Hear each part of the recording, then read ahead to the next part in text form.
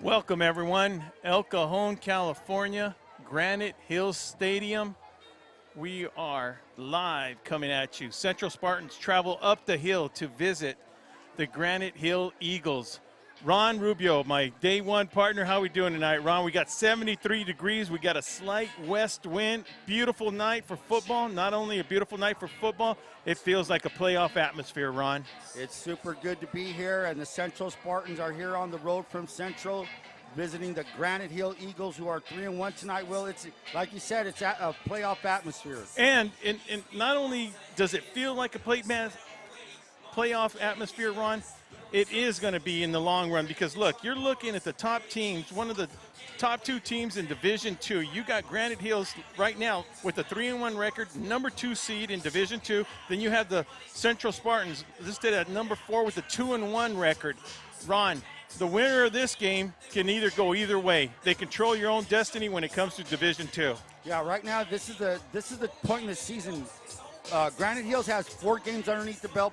Central had their game last week, no contest. However, this is the point of the season. It's going to be the 5th game. You're halfway through the season. So what they do now, it's going to mean a lot in the rankings. Well, when you talk about rankings, let's go over the Central Spartans. Look, you got the quarterback, number 7, Damian Rodriguez. He's got up to date right now, 704 yards passing. Then you got number 2, Charlie Sullivan, with 513 yards rushing.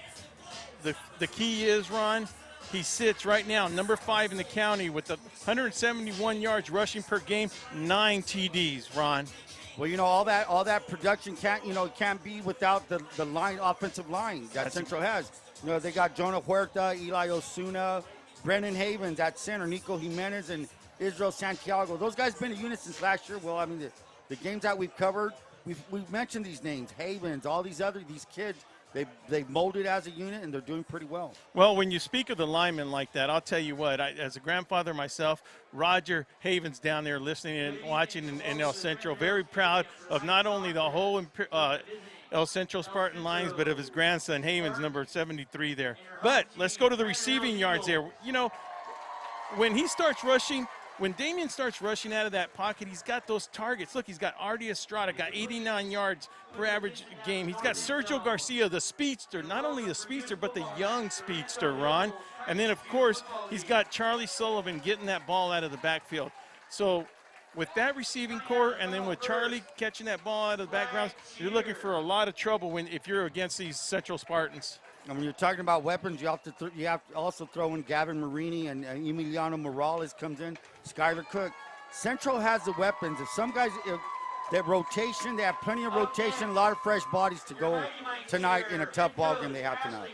Jump on the other side of the ball, Ron. When you talk about the defense, their leading tackler, number 32, Rudy Lozado. He's got 9+ tackles. The guy is the leader. He's that quiet leader. He leads by example. He comes out of that middle linebacker position, Ron, and just sticks you and goes right back to the huddle, gets the play called, and ready for the next play, man.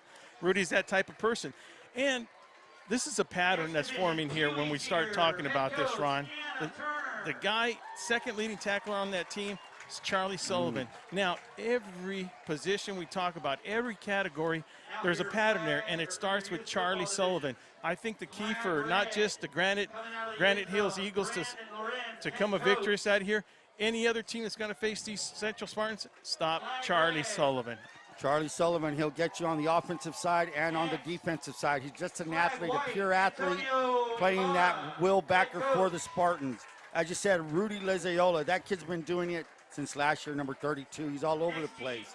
And they have a good secondary as well. Yeah. So every aspect on the defense, their D-line, their backers, and secondary complements each other, and it's just a sound defensive team right now. Well, one of the things are, you start to play, this team's in mid-form right now, mid-season form, Ron. They're playing with an attitude, and you know what kind of attitude that is? They're a little upset, and upset's, it's a nice word, what I really want to say, because they're playing right now with an attitude right now.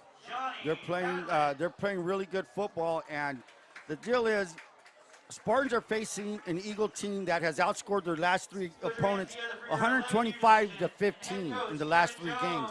But let me tell you something. The Eagles haven't faced an opponent like like the Spartans, since their first loss, opening game loss to Poway. They lost to Poway 31-19.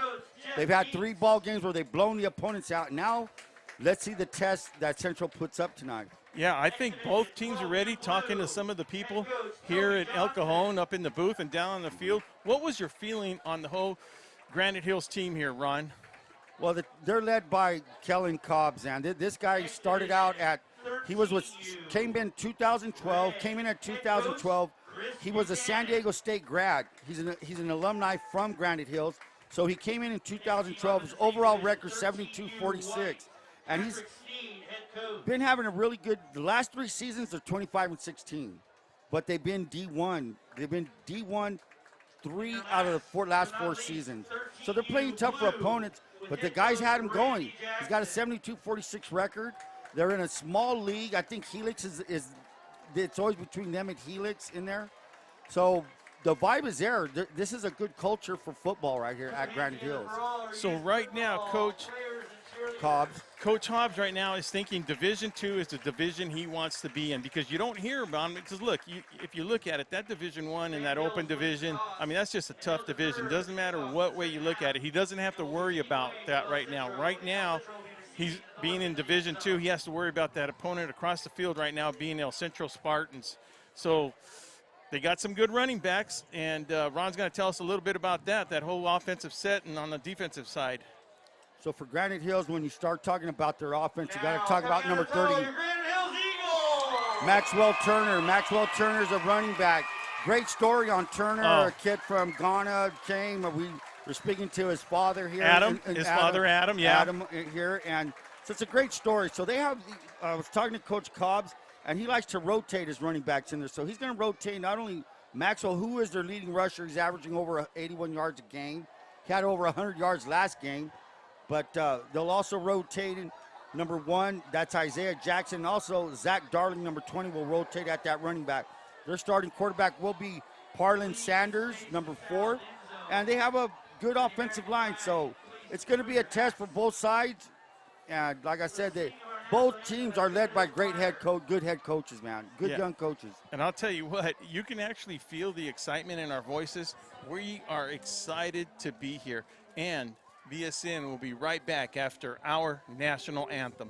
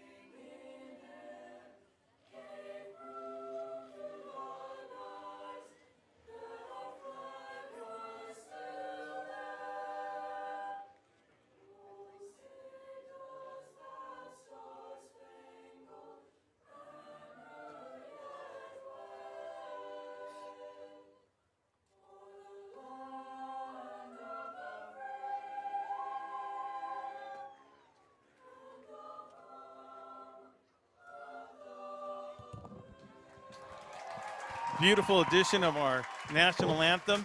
Will Torres, Ron Rubio, Joaquin Matus, Sarah Torres. We are VSN. We'll be right back after this.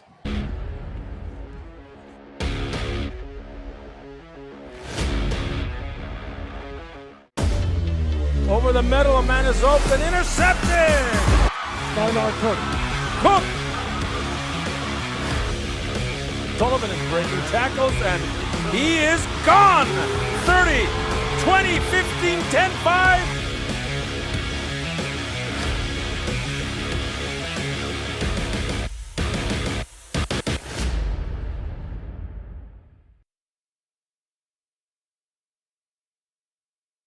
Reducing energy use during the summer is more important than ever. This summer, IID encourages you to do your part by setting your thermostat to 78 degrees or higher, avoiding the use of large appliances between 4 and 9 p.m., and turning off all unnecessary lighting. But there's more. IID provides a number of summer energy-saving opportunities to help you make the most of your energy savings efforts. Check out our tips and energy saving guides at IID.com. Let's work together to stay cool and save energy this summer.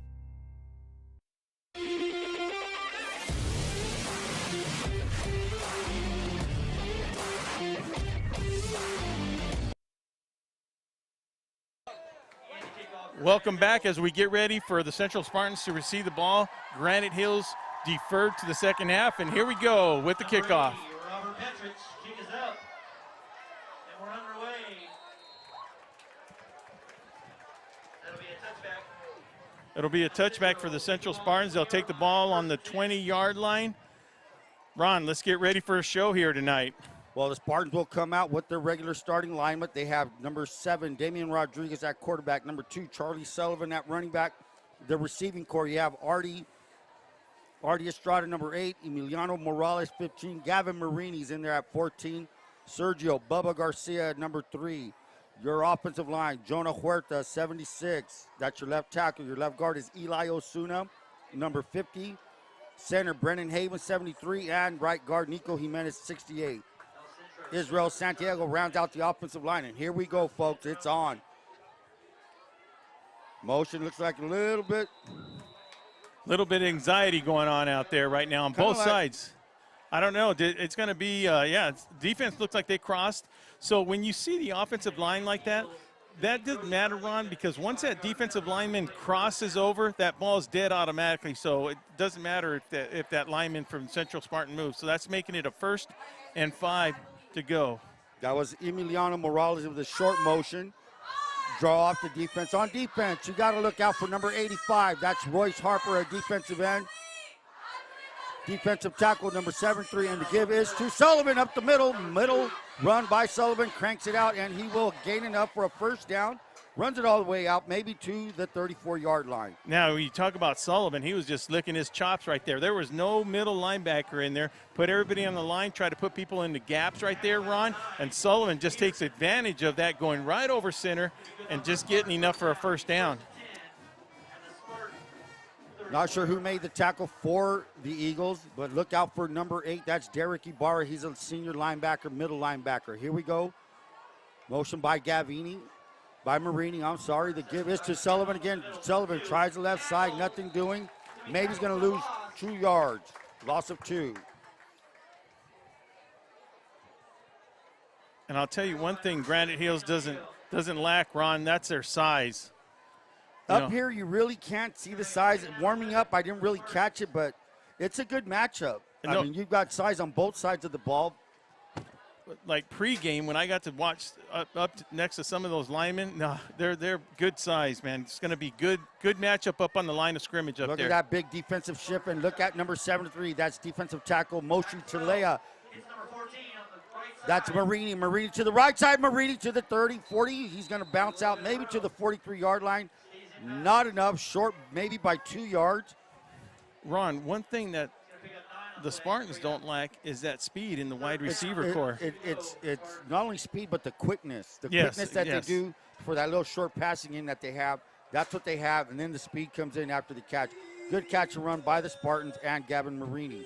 So now we're looking at a 3rd down and 2. The ball is at the 42-yard line. Spartans again in their formation. Looks like the Eagles run a 4-3, 4-2-5 maybe. Wildcat 2, and nothing doing. So Sullivan was in the Wildcat formation, direct snap. Maybe he loses half a yard. Yeah, and that's going to put him in that punting situation, Ron. And I don't know, early on, it's looking like the Eagles are going to say. That was a good defensive stand. They got that penalty on the very first play. Then they buckled down. Good scouting. Hey, you're in Wildcat. Who's going to get the ball? Yeah. So that's another thing. So now the thing is, who's going to execute tonight? Who will execute well tonight? When you have 2 good teams going at it, execution and eliminate your mistakes. Here's a punt. Did not get the number. Looks like that's Miles Rodriguez. Ball's going to bounce. Takes a central bounce. to the 26-yard line of the Eagles, and that's where they'll take up on their first drive of the night. Well, as we get ready to see what the Eagles got to show for us, I'd like to say thank you to Esquire Realty, is your hometown real estate office in Calexico, serving the Imperial Tire Valley, the entire Imperial Valley for 30 years. Go see Mark or give him a call at 760-357-9707. The Mark of Excellence. So to start the first play for the first drive for the Eagles, under center will be number 4, that's Parlin Sanders.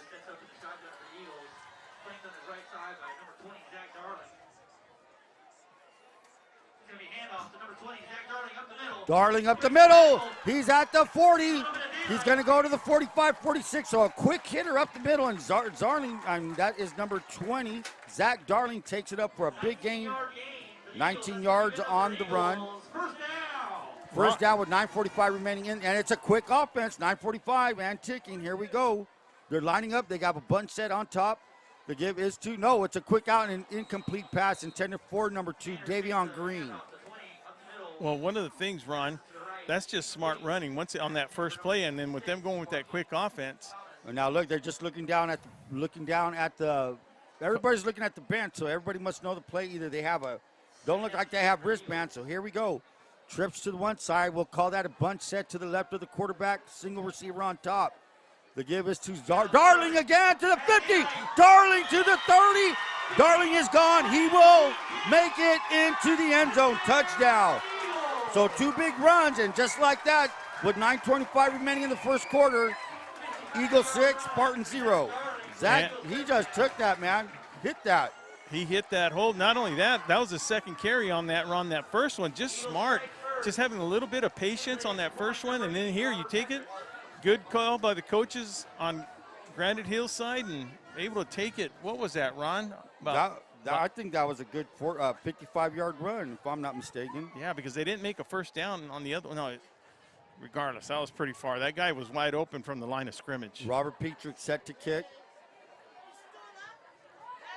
The kick is up, and it is really good. So with 9:25 remaining, we have the Granite Hills Eagles 7, Central Spartans 0. And we'll be right back to see what the Central Spartans can do when they receive the ball after the Granite Hills Eagles kickoff. We'll be right back.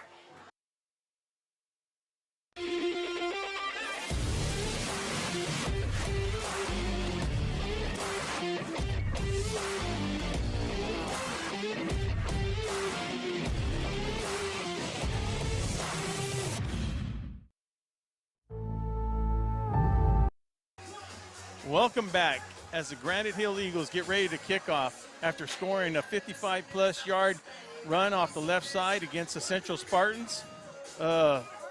Welcome to El Cajon Granite Hills High School is what their message is from the Eagles to the Spartans. Petrick kicks it long and deep. Sullivan at the 1. No, I'm sorry, that's number 3. And as we get ready for the Central Spartans to take a break, we'd like to say Burgers and Beer. For the best burgers in town, it's Burgers and Beer, located at 260 North Avenue in El Centro. Open 7 days a week for breakfast, lunch, and dinner. Come watch the game. Come and watch the VSN Game of the Week at Burgers and Beer. First and 10 for the Spartans at their 15-yard line. Doubles on both sides. Lone back will be Charlie Sullivan. Damian Rodriguez, senior quarterback.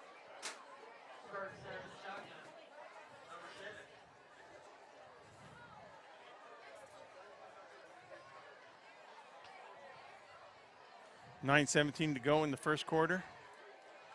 Eagles showing blitz. It's a fake. A little quick arrow route, too. That's number 15. That's Marini. Marini able to get. I'm sorry. That's Emiliano Morales. Well, sorry about Morales be able to get 6 yards out of that. That's what they want to do. You want to be able to pick up four or 5 yards on that. Yeah. Positive yards. Moving ahead of the chains now.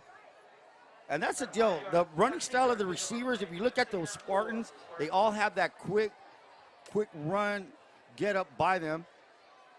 On the right side is Garcia and Marini. Motion by Marini. That will be a short motion because he doesn't go all the way. They give us to Sullivan. No, it's not. It's a slant and caught by. Pass completed immediately by number 21, Jordan Glaze. And that's number 15. That is. First down. Milano Morales is only a freshman, Will. That's another exciting thing about that kid. He's only a freshman. Garcia did it last year. Wasn't he a freshman last Yes. year?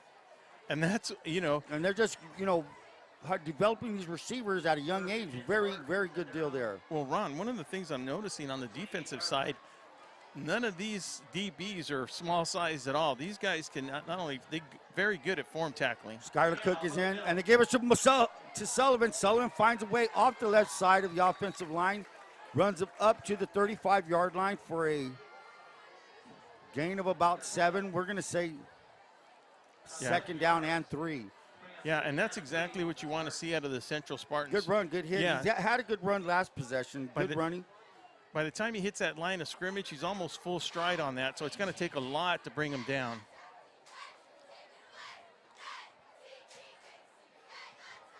.732 remaining. Short motion. That's what you call short motion because he doesn't go away all the way. And here's Sullivan again.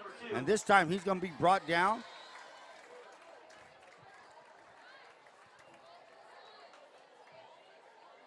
Moshutai Chilea was on the, and number 7, Daniel Neto on the tackle. About a 1-yard loss on play to bring up third down. 1 yard loss, third down for the Spartans. Decent field position at the 34-yard line. Third and a long 4. Trips on one side, one receiver to the left. Rodriguez quick to Marina. Marini finds a little bit of space, not enough for a first down, short by 2. Now that was, if you're thinking that might have been a push in the back, that was just an excellent block by Sullivan to spring him open and get him open, to be able. Was that Marini you said that caught That the was pass? Marini, and a good block by Sullivan, did not catch it, so he had his hands out, legal block, of course. Punt team checks in for the Spartans. Back to receive for the Eagles, number 13, McCoy Maddox. Back to receivers, Nicoy Maddox. Back to punt is number 25, Miles Rodriguez of the Spartans. We have 6:16 remaining. The snap, the kick, it's Maddox takes it at the 31-yard line. That's number 13, cuts back to the 35, maybe falls forward to the 34. down right around the 34-yard line. 4 Well, not too bad field position there for the Not Eagles. too bad, not too bad. Ron, while I have a minute, there's a couple of thank yous I'd like to point out. First of all, we'd like to say thank you to James Davis. He's the AD here Yes. at Granite Hills High School. Once we got here, set us up, had our place to go. Much appreciation. The thing about setting up, what a lot of people don't realize, we never know what to expect, and especially with our connections and stuff. But, stepped up, AD Davis stepped up, and then Heather, the IT Heather personnel. DeGeorge. Heather DeGeorge, what an awesome thing. And we can't forget about Adam. Adam's son's playing. He's number 30 out there on the football field. Hands off to number 1. Isaiah Jackson off to the right side. Jackson, another quick, and noticing they're just hitting right off that tackle, but they're quick hits and a gain of maybe 5 yards. Second down and 5 with 5:57 remaining in the first quarter.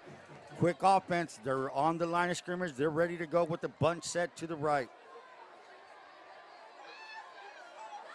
Give us to Jackson again. Jackson this time is going to be brought down hard by Sullivan. Charlie Sullivan. Quick hit by number 2. Sullivan is what you call the will backer in the Spartan defense. Ron, do you think that this quick – now, there's no way. Now, did you happen to see film on Granite Hills prior? Are they this quick on in between the plays? Yeah, and here we go. A bit overthrown. So it's not new for the Central Spartans. no. They were expecting this? As you can see, they're going to call their plays just straight from the no huddle. It's a hurry up. So after a big run, a first down run of 5 yards, they now find them with the fourth down and, let's say, 3 to go for the first down. What I find kind of funny about those, when you run a quick offense, Yeah. the 3 and outs. I mean, the 3 and outs happen really quick. At 5:19, they didn't even have the ball for 1 minute. yeah, like that's that. what I was going to get at. They didn't even get the ball. You get an incomplete pass, the clock stops. So, yeah, next thing you know, you're playing defense. So the Spartans will take possession at the 35. Good field position for the Spartans. And So that was a quick 3 and out. Ball's going to be hard right around. Marianne Valenzuela with State Farm Insurance. She is your agent in Imperial Valley. Like a good neighbor, Marianne Valenzuela is there. She's located at 122 Main Street in Brawley. Call Marianne Valenzuela Finley at 760-344-0447 for all your insurance needs. Arctic, here we go, Ron. Whoa, you talk about quick. Motion by Morales. He comes back, little jump on the defensive line, nothing doing. The give is to. That is not Sullivan. Let's see the number. Is that number 39 from Central? You can actually, number 39 for Central is, there is no 35, 39. 35, you're Nico Viasca. Nico Viasca with the carry. Gains maybe a yard on the play. It's now 2nd down and 9. 4:44 remaining. Trips to the right of Rodriguez. Probably just giving Sullivan a breather. The kid's been going both ways. It gets a little bit tiring. Pump fakes. Intended for Garcia. Knocked down by number 9. That is Easton Peterson. And good play. Good yeah, defensive no, it play. is. I'll tell you what. Garcia is up for that challenge. That's what he wants. He's telling Rodriguez, you throw that ball up there, I'll come down. I'll go get it. You know, that's that communication those two have. And they both thrive on it. So both offenses kind of run the ball quick, Will. Check that out. Notice how the receivers never go in the huddle. So here we go. Rodriguez again looking. Rodriguez shoots it out. Incomplete, intended for. That's Morales, number 15. Well, one of the things difference that I saw in this thing coming out of the defensive side from the Eagles, they had a good pass rush on that, Ron. They have a good push. They have the size. They have the size going up there. With all this punting going on, I think it's going to be, I don't know. It's always not a good deal when you have to punt in the game. Both sides are punting, though, Ron. 3 and out on both sides on both possessions, and here we go. Rodriguez with the knuckleball. It's going to take a good bounce all the way inside the 20-yard line. Maybe make it to the 17-yard line. So that's where they'll take over at with 4:13 remaining in the first quarter. Granite Hills 7, Central 0. Arctic Air Conditioning and Heating. At Arctic Air, we know that having the right people on the job site is just as important as choosing the best equipment. At York, trained professionals provide you with top quality equipment, skilled installation, and an expert analysis for all your comfort needs. Contact Arctic Air at 352-887-8855. Ron, this game is going quick, and we only have 4:13 to go in the first quarter, but it's fast. It's not going quick. It's just fast. So here's that play that hits right off the tackle. They start on the left side, lines up on the left side and hits the right side of the offensive line.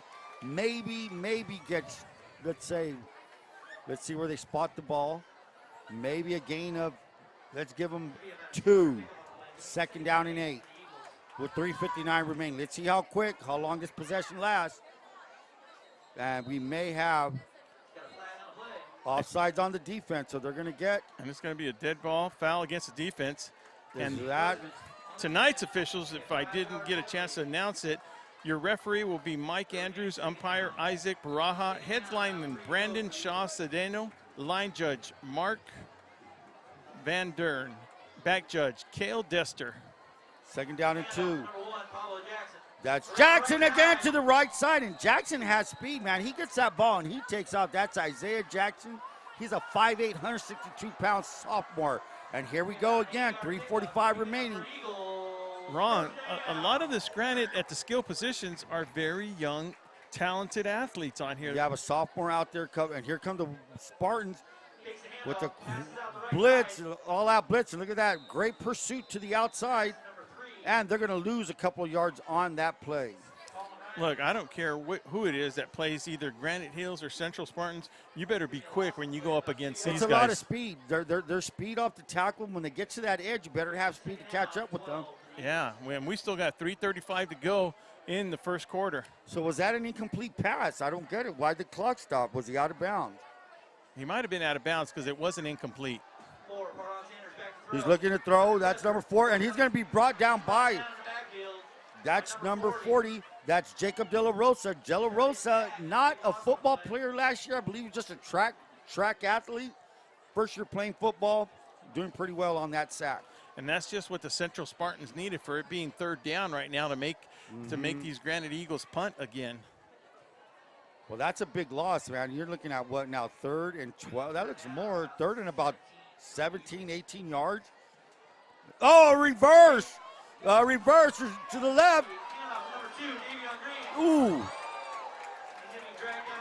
Sullivan. Now, this is going to be a tough call. Sullivan saved the first down right there, making it a 4th down. Now, there's nothing like a naked bootleg like that when you got a lineman in front of you, Ron. Damian Green took that reverse. Everybody thought the play was going to the right, man, and they came back this way to the left, almost broke it. 4th down quick, and that's going to make them punt. Yeah, that's going to make them punt. That's going to make them punt. That's like a 2nd or 3rd illegal procedure on them, I think. Yeah, and that just did it for the coach right there. He said, hey, and that doesn't mean he was going to go for it. He might have been trying to draw him off sides. So 2:31 remaining in this first quarter. It's been a quick quarter, hasn't it? Oh, very quick. We're looking at maybe 22-6. Everything's looking good as we see Mr.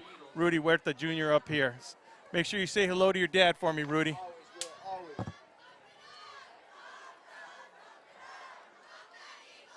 Dad and mom, I should have said. Nice punt, high punt.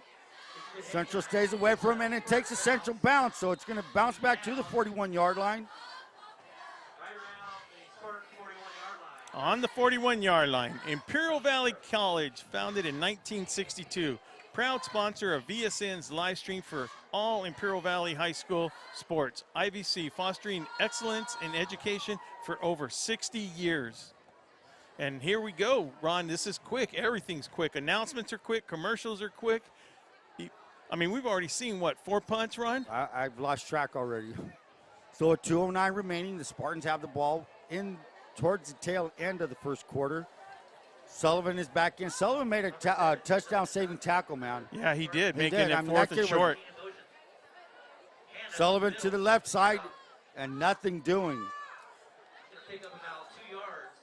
I mean, you take away that I think it was the 2nd series, Ron, where they scored the touchdown. This game has been played in between the 240s right here. You know, punting back and forth to each other. It's going to take a little chess match between these two coaches right here. Well, right now, both defenses have kind of buckled down. We're not even out of the first quarter yet. But both teams are making adjustments as they go, and that's what a good coaching staff does. So here we go. It is now 2nd down and 8. Rodriguez looks, swinging out to Sullivan. And a great play by that corner up there. Now, of course, I am, you know, almost 100 yards away, but I got to admit, that was perfect timing, Ron. What do you think on that play? That was just great timing. He read it, came up,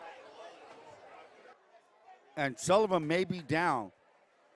Big hit by number 2, Davion Green, to jar the ball loose. Davion Green with the great defensive play.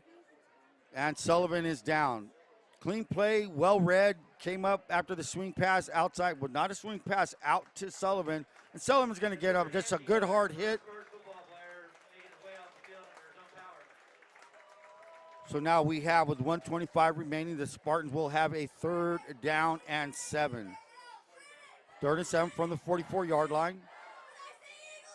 That'll be 3rd down and 7 for the Spartans.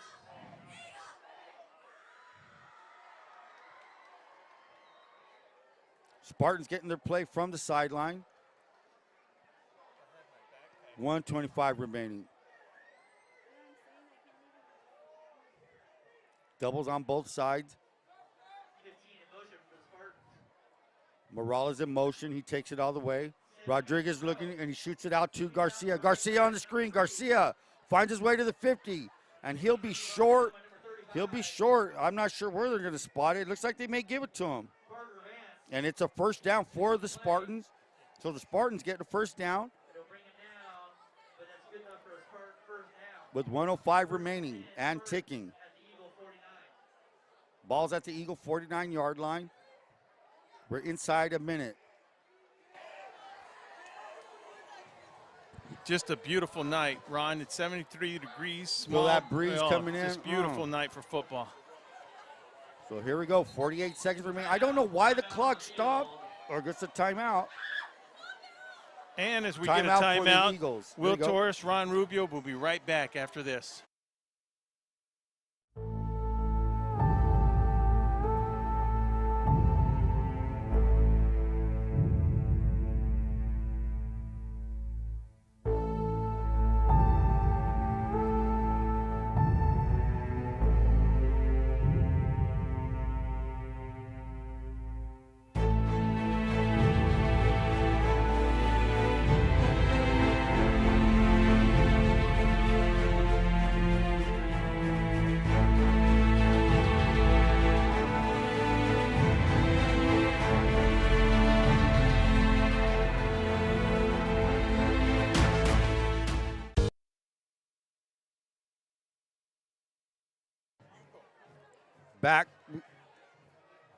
Back for the Spartans. They have a first down at the 49-yard line of the Eagles.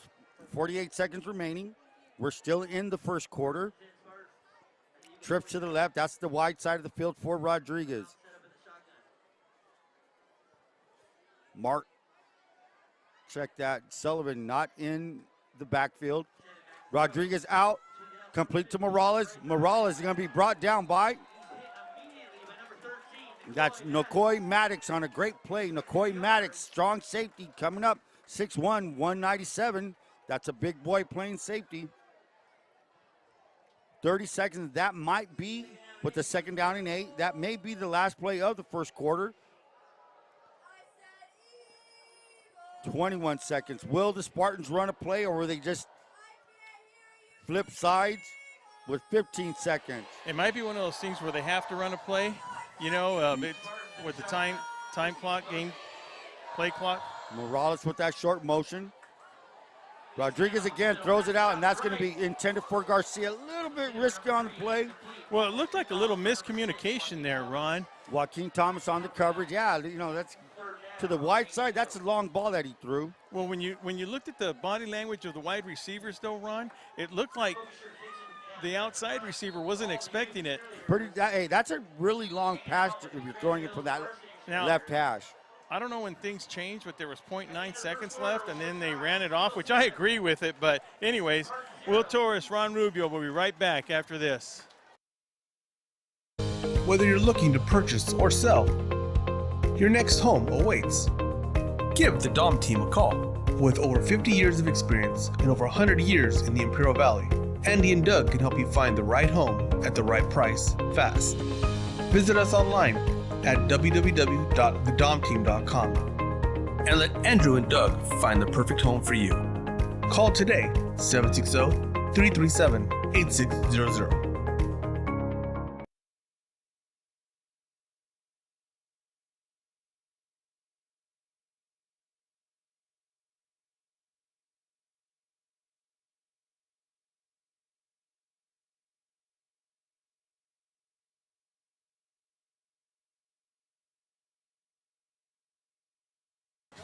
Welcome back, everyone, to Granite Hills Stadium with the scores. Granite Hills 7, Central 0.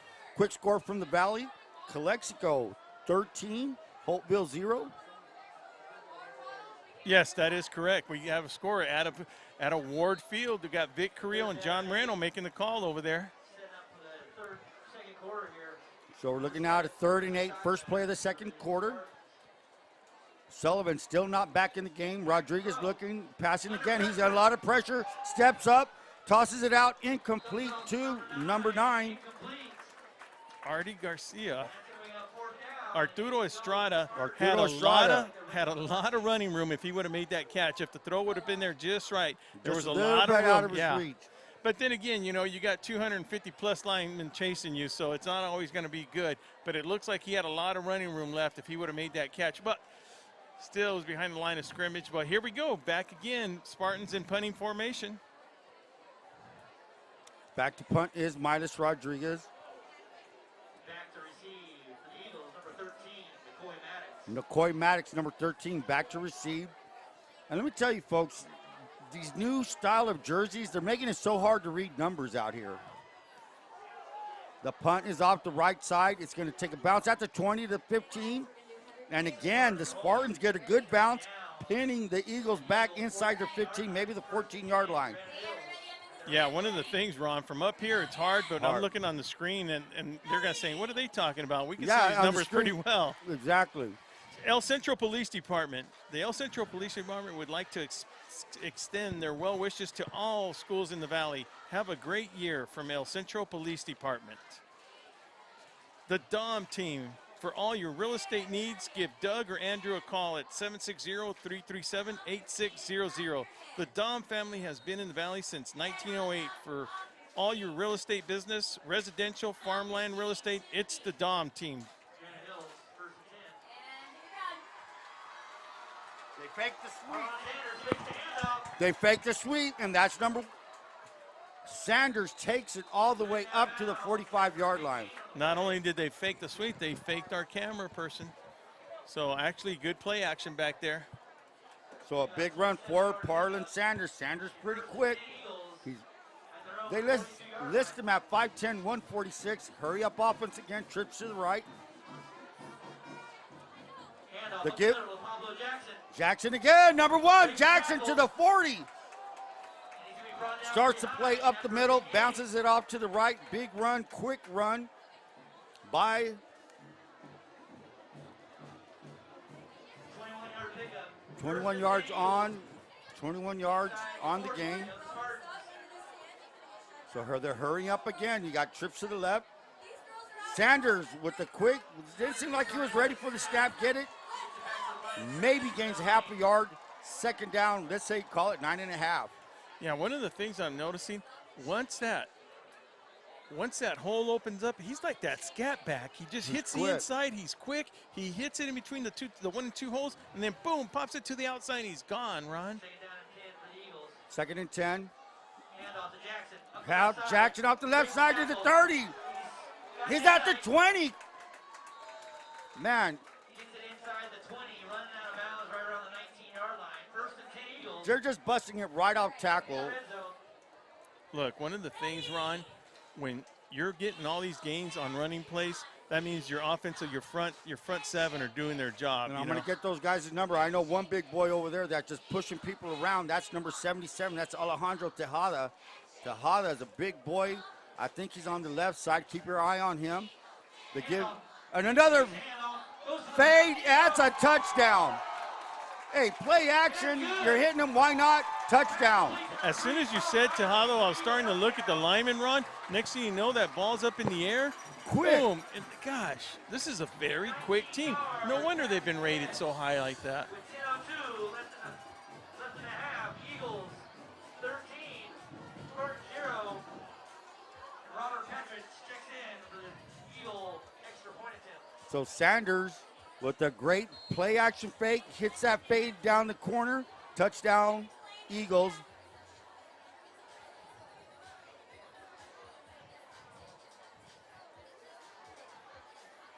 Petrick back to kick, and that's going to go all the way to the parking lot. 10:02 remaining, and we have the Granite Hills Eagles 14, Central Spartans 0. And we have an update also from Ward Field. Willis Ward Field, 19-0 with the Bulldogs leading the Hopeville Vikings. Ron, this Granite Hills Eagles team, very well-rounded offense, defense, and special teams, Ron. I mean, they don't seem to be lacking too much of anything on either side of the ball. Well, look, their last 3 ball games, they've outscored their opponents 125-15 in 3 games. So the Spartans knew these guys can move the ball. And right now, 14-0, still a ball game. No, it's still Still a ball game, still a ball game. Simply settle down, see what they could do. But they have to make some adjustments on that defensive side of the ball. So here we go. Set to kick is Petrick. Petrich set to kick off for the Eagles. Kicks it. This time, will it go in the end zone? And it does. So they'll let it go. And the Spartans will start off at their 20-yard line with 10:02 remaining. Ojeda Industries, Tony and Patricia Ojeda, serving the Imperial Valley for all your industrial and agricultural needs, such as hydraulic service and repair, located in Brawley at 1698 Jones Street. Havens Landscaping. For all your rock and landscaping materials needed for your home or business, give Havens a call, 760-352-6735. Back to the action with your play-by-play man, Ron Rubio. Motion by Marini. Sullivan is back in and intended for number 55. A little bit too high for Morales. So now we're looking at with 9:59 remaining, second down and 10. So if you're the Spartans right now, you don't want to get a quick 3 and out. You want to give your defense a little bit of a breather. Not that they've been on the field for long, but just to let them catch their breath. Well, the other thing, yeah, I that's mean- true. No, but the other thing is, it's 14-0. They know that Central's an explosive team. Yes. You know, it just seems like they might be wanting to rushing because the last thing you would want right now is that 3 and out, and then actually Granite Hills get the ball in good field position. Oh, the give was to Sullivan and looked like it was right off his hip. Turnover, and it's going to be the Eagles' ball. So that was something not needed by the Spartans.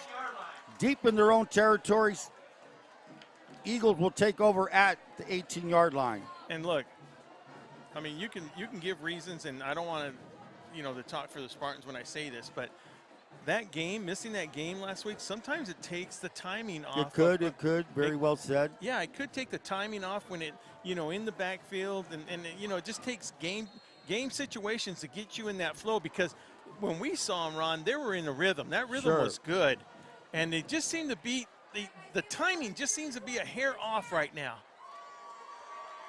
Rowdy Williams is also in there, I believe. I'm not too sure what he played. Here's the give.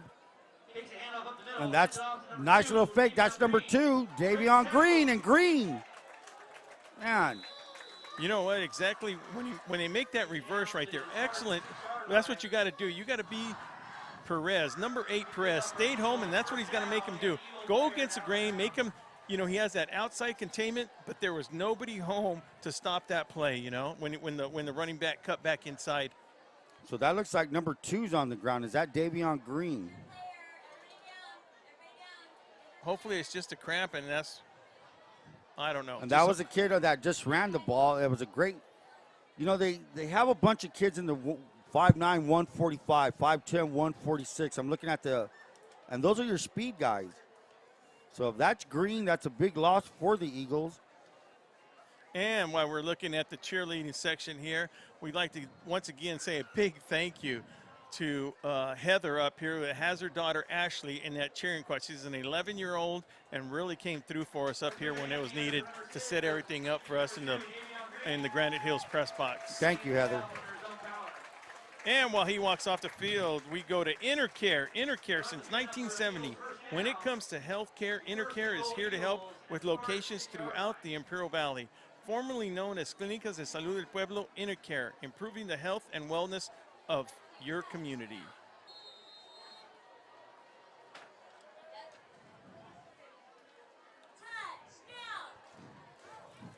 Look at that big offensive line on that screen.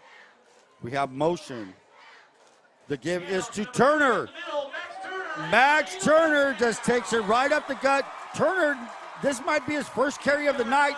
It's a touchdown. So with 9:24 remaining, we now have the Eagles of Granite Hills 20, Central Spartans 0. And Ronnie touched on this earlier. Turner, father up here with us, Adam, got a great story.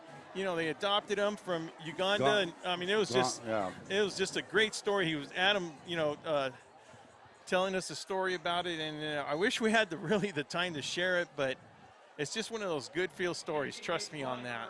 And congratulations for his first carry tonight being a touchdown. Hey, it was an 18-yard drive. They got that big run by Green, and then a dive right up the middle. So here we go. Petrick again, set to kick, and it's up, and it's good. So with 9:24 remaining in the second quarter, we now have the Eagles 21, Spartans 0. Not only that, but with 9:24 to go, a lot of ball game left. But if you're a Central Spartan fan right now, something needs to be done. You're thinking, whoa, maybe not push the panic button. Of course not do that, but something does need to get done. They just need to regroup is what it is. Whoa, a little on shock is what's happening right now. And while we're looking at that, I'd like to say welcome to Brawley's own Donnie Wharton from Reach Medical Response Service. Donnie Wharton reminds you that when second counts, you can depend on Reach Medical Transportation Service, serving the entire Imperial Valley. Well, like we said earlier, Ron, this ain't a must score. But it is. If you're counting and you're looking, it could be. So a deep kick. So the Spartans will take over at their 20. Garcia watches the ball go over his head. And the kid, that Petrie, what a great, just kick it in the end zone, start at the 20, go 80 yards for a touchdown. That's what a good kicker does when he puts the ball in the end zone for you. Ron, have we seen the Central Spartans cross the 50 yet? Yes, they have. On one possession, they got inside the 49, and then they just couldn't make anything happen. So that was that play. They got inside their 49, and then Sullivan got hit on that one out pass. Oh, it was first and short, and they couldn't, yeah.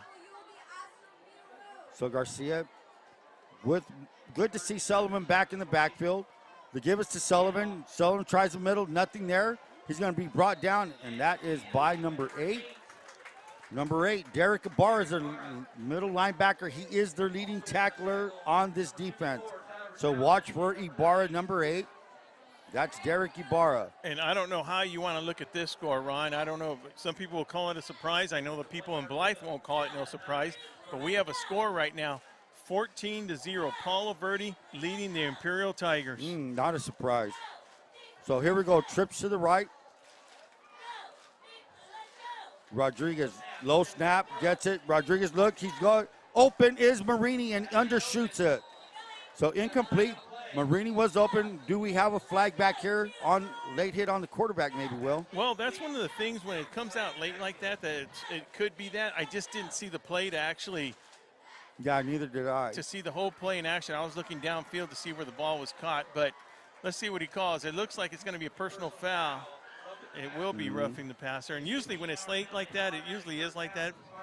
But, Spartans will take whatever it does to march them down the field. That's a good 15 yards right there. 15-yard penalty. 8:42 remaining in the second quarter. Ball will be placed at the 36-yard line. Well, I will be one of those guys to say that score 14-0. I'm a little surprised by it, but I just thought it was going to be a closer game. I know it's early still in that game, but still. Where are they playing at? At Paulo Verde, which makes it just a little bit tougher when you have to hit down there. And another fumble by the Spartans. Now, it looked like a clean snap. Maybe Rodriguez took his eye off it, and it's going to be recovered by the Eagles. So, back-to-back possessions, back-to-back fumbles inside their territory. And with 8:36 remaining, that's the last thing the Spartans need to do is lay the ball down again, and which they've just done. So the Eagles will take over at the 32-yard line. Yeah, Central Spartans are taking one good step forward, but they seem to be taking two back on each drive right here, and that's going to hurt them. And right now, you would want to either hold them or the minimum a field goal because you got to keep them out. I mean, right now you get down by 4 touchdowns in the first half. It's going to be a long night, long second half. That's number 20, Zach Darling. Darling started out the game with 2 big runs, and they like to rotate. I was talking to Coach Cobbs. He likes rotating those backs. He likes rotating Isaiah Jackson. He'll come in with Darling. Then he'll hit you with that Turner kid who just scored a 5-yard touchdown. So just like the Spartans have a lot of weapons on the outside with receivers, these guys, the Eagles, have a lot of running backs. They give us to the right side.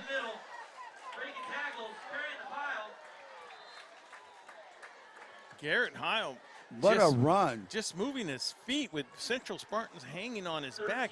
And, I'd like to sit here and tell you that he's a big running back that can carry people, but he's just one of those quick backs. No, Isaiah Jackson is 5'8", 162. Darling is pretty big at 6'1", 193. So these guys aren't little, but they're quick. They hit those holes. They have blocks. As I said, look at that big offensive line. Is that reverse? Joaquin Thomas trying to use his speed to the outside.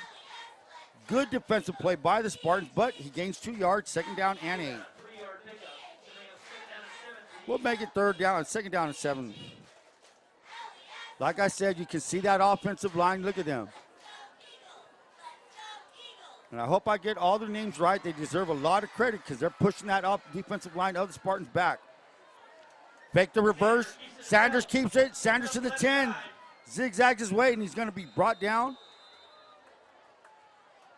I think that's going to be It's a first down. Yeah, it's going to be a first down, putting them in easily inside the 10, right outside the 5 on the 6-yard line.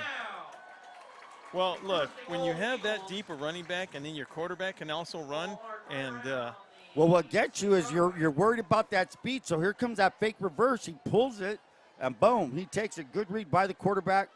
And they give Jackson again up the middle. Jackson all the way to, let's say, the 3-yard line. So 6:39 and ticking. Second down to go from the 3. I see a running back run so low like that with that neck low to the ground, it just makes you cringe a little bit. As we have a timeout on the field by the Central Spartans. So, once again, from up in the booth, Will Torres, Joaquin, Ron, and Sarah, we are VSN. We'll be right back.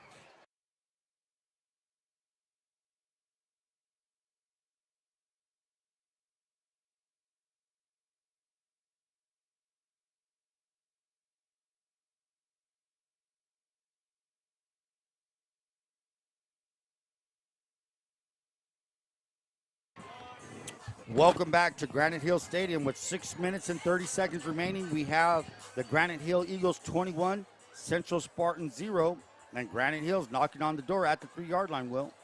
Rookie Pena calls a timeout to gather his group because, like you said, with 6:30 left to go in the half, second down inside the 5-yard line, something's got to be done right here. I mean, if not, Central needs to get the ball in the next possession and score, Ron. They have to do something. They have to do something quick. Can they hold with 6:30 remaining? Split backs. 2 receivers on the side, left, right side of Sanders. And looks like nice play by Martin. Martin comes in, and that's what the Spartans needed. Tackle for loss all the way back, let's say, to the 6-yard line. Looked like a lot deeper than that, but 6:18 and ticking. Yeah, you just see Jared Martin run back in there and just make havoc back there in the backfield for them. So those are the kind of plays that the Spartans are going to need. So, Ron, in this kind of situation, like with Martin going back in there, is that what maybe the Central Spartans might want to do, is just start, hey, you know what, we got to put some pressure all over this field. Well, right now, short field, they're back, and here comes Sanders rolling out to his right. He's looking, he's throwing, he throws across, and it's a touchdown. Hey, man, that kid kept his eyes downfield all the time. Yeah. Uses quickness to get outside, and a nice completion for a touchdown. And that was number 6, Thomas, I believe. Sure was, Joaquin Thomas with another touchdown. With 5:50 remaining, Eagles 27, Spartans 0. Well, Ron, he just looks poised back there and in control. You know, it's a well-oiled machine down here. Running good offense and playing good defense. I mean, what else do you want if you're the Granite Hill Eagles? Everything's working the Eagles' way right now. Their offense is clicking, their defense is holding the Spartans. And the last 2 touchdowns were less than 30-yard drives, I believe. Yeah, those 2 fumbles. So, you know, that really hurt. So, if you're the Spartans, you have no one else to blame but what your turnovers. And I had said that at the beginning of the game. Whoever executes better and limits their mistakes should win the game. 5:50 remaining, second quarter. Eagles 28, Spartans 0. And while we have a little break in our action right here, I'd like to give thanks to Letterman & Bros for all your custom Letterman jackets serving Yuma and Imperial Valley. Call Letterman & Bros at 760-693-5034. Your right choice for your Letterman's jacket. Let's not forget to visit Top Notch Barber. Give Chris a call. Tell him the guys from VSN sent him. Located at 317 Wake Avenue in El Centro for one-of-a-kind haircut. Fresh fades, always a cutaway. Top Notch Barber. Go down there and visit Big Chris. Petrick set to kick. Back to receive is Garcia.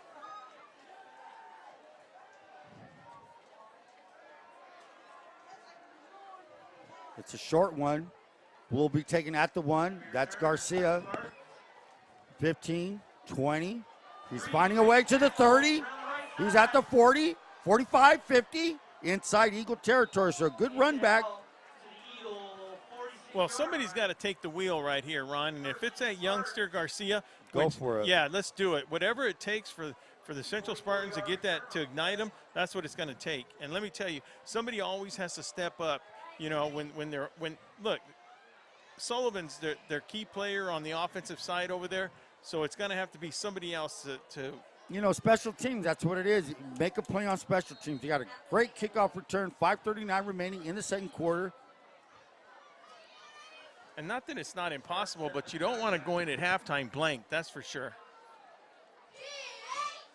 Rodriguez looking, he fakes. Rodriguez still looking.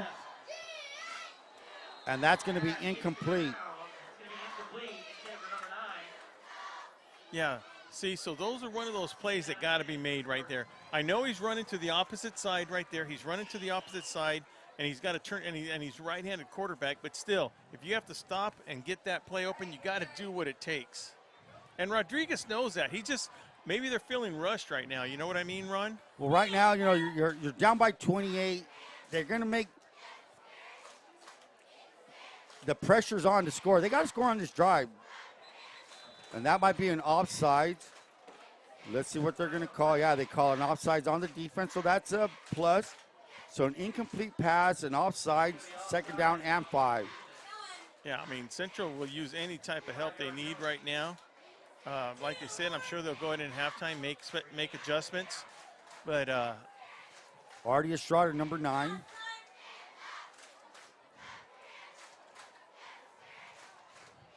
and let me tell you, you can feel the energy on this side of the field. A lot of fans, man. There's a lot of fans on this Granite Hills side of the field. Pressure. That is Garcia with the quick pass. And that's something I haven't seen rookie do. The Spartans with their little screen pass. And it's good enough for a first down. Yes, it is. So with 5:17 and ticking, Spartans now have their second first down of the drive.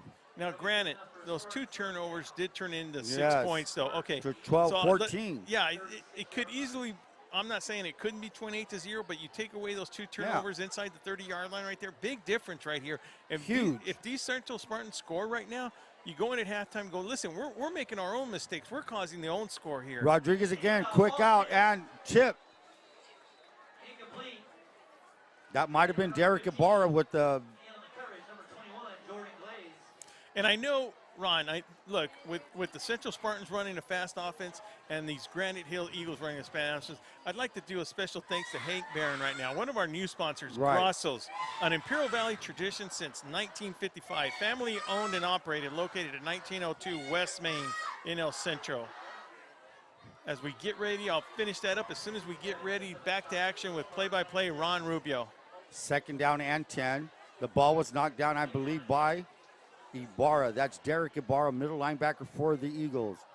Rodriguez again just shooting it out quick. Morales to the 35, inside the 35, maybe a gain of 3. We're going to call that 3rd and 7. So Ibarra's all over the place now. So to finish up with that, Grosso's is open Wednesday through Sunday at 5 p.m. with orders to go or come in for that great Italian dining experience. Once again, welcome Hank Barron family, Grosso's Restaurant. Dine in, they remodeled. The place looks great. Oh, you know what? I like that when you get a lot of the history from the El Centro community, whether it's a restaurant, whether it's an equipment people, whoever it is, to support these scholar athletes out here on the field. People like that, Town Pump, a lot of Johnny's Restaurant, Liz at Hard Insurance, all of them people. Rodriguez, pressure. Rodriguez steps up. Rodriguez to the 29 maybe. Brought down by number 6. That is Joaquin Thomas. Good hard hit. And that's another thing. On this defense, they're athletic, man. They're moving. They're quick. That was a solid contact. Solid tackles, Gosh. man. Whoa. Solid tackle. It was a solid tackle on Sullivan, now on Rodriguez. Now, even in the Palm Desert game, I mean, that was some good hitting action. We were on the field for that game. That was hard hitting action. But right here, I mean, I honestly got to say, Granite Hills has the advantage right now, Ron. They have the advantage big time.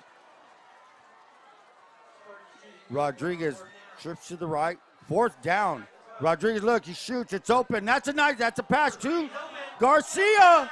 So Bubba Garcia will finally get in the end zone. We talked about that, Ron. There has to be somebody else has to do it. And look, Right now, it's looking like it's going to be Bubba Garcia, the playmaker. That kid, he's a baller. That's just bottom line. That drive was him only because he got that kickoff return inside the 50, and then he finished it. Started it and finished it. Great point, Ron. It started with him on that kickoff. And look, this kid's a sophomore. This kid's a sophomore. And look, he himself, with the rest of the Spartans on the line, that's what it's going to take for these Spartans to get up there. Now, let's just backtrack a little bit. Take away, we talked about this, take away those 2 turnovers, okay? Now these Spartans go in at halftime. I know there's still 3:08 left. Now they stop them. They go in at halftime, and they go, guys, quit stepping all over our own shoelaces and tripping up on each other, guys. Because, look, we can score. Look how fast they scored on it, under 2 minutes and something. So it's not impossible. They know they can do it. Are they a little shell-shocked? Granite Hills came to bang each other up a little bit? I don't know. That week off hurt them? I don't know. But listen, they got to regroup. They got to come back here and fix those turnover mistakes, Ron. So with 3:08 remaining, the Spartans now finally get on the scoreboard, trailing 28-7. The key now, hold them. Back to receive for the Eagles, number 2, Davion Green, number 6, Joaquin Thomas. Davion Green back to receive, and Joaquin Thomas. Those are the 2 guys that have been hurting the Spartan defense. Quick runners to the outside. Midas Rodriguez set to kick. Can the Spartans get a defensive hold, and can they, with time on the clock, and it's a little pooch kick, bounces at the 30, and recovered by the Eagles at the 32-yard line. So that's what they're going to start up on their possession with 3:08 remaining in the second quarter, Will. Now, we talk about the Central Spartans, what they got to do, what we believe they got to do. But let me tell you, let's take nothing away from these Granite Hill Eagles, though. That well-oiled machine right there on the field right now is not going to change one bit, Ron. That, with 3:08 left, their mentality is, hey, we got to score. That's the same mentality. Yeah, no, they're going to try to get that 7 points back right now. I'm telling you right now, Coach Cobbs wants that 7 points back. He's going to try his best to get it back. 3:08 remaining. Split backs. Sanders back to throw. Sanders looking. Sanders throws to the sidelines. Incomplete. Good coverage. And man, telling you what, they didn't mess around. They wanted that. They wanted those points quick, and they wanted it now. Well, one of our halftime guest right here, he's coming up to the booth right now, is going to be Craig Lyon. Craig Lyon, we're going to have to ask him a couple of questions. What's going on? What's he seeing on the sidelines down there? So 3:04 remaining. And there's that action. They faked that. And let's see that number is. Welcome, Craig. How you doing? I'm doing okay, Other than my voice, I'm still working on it, but it's good.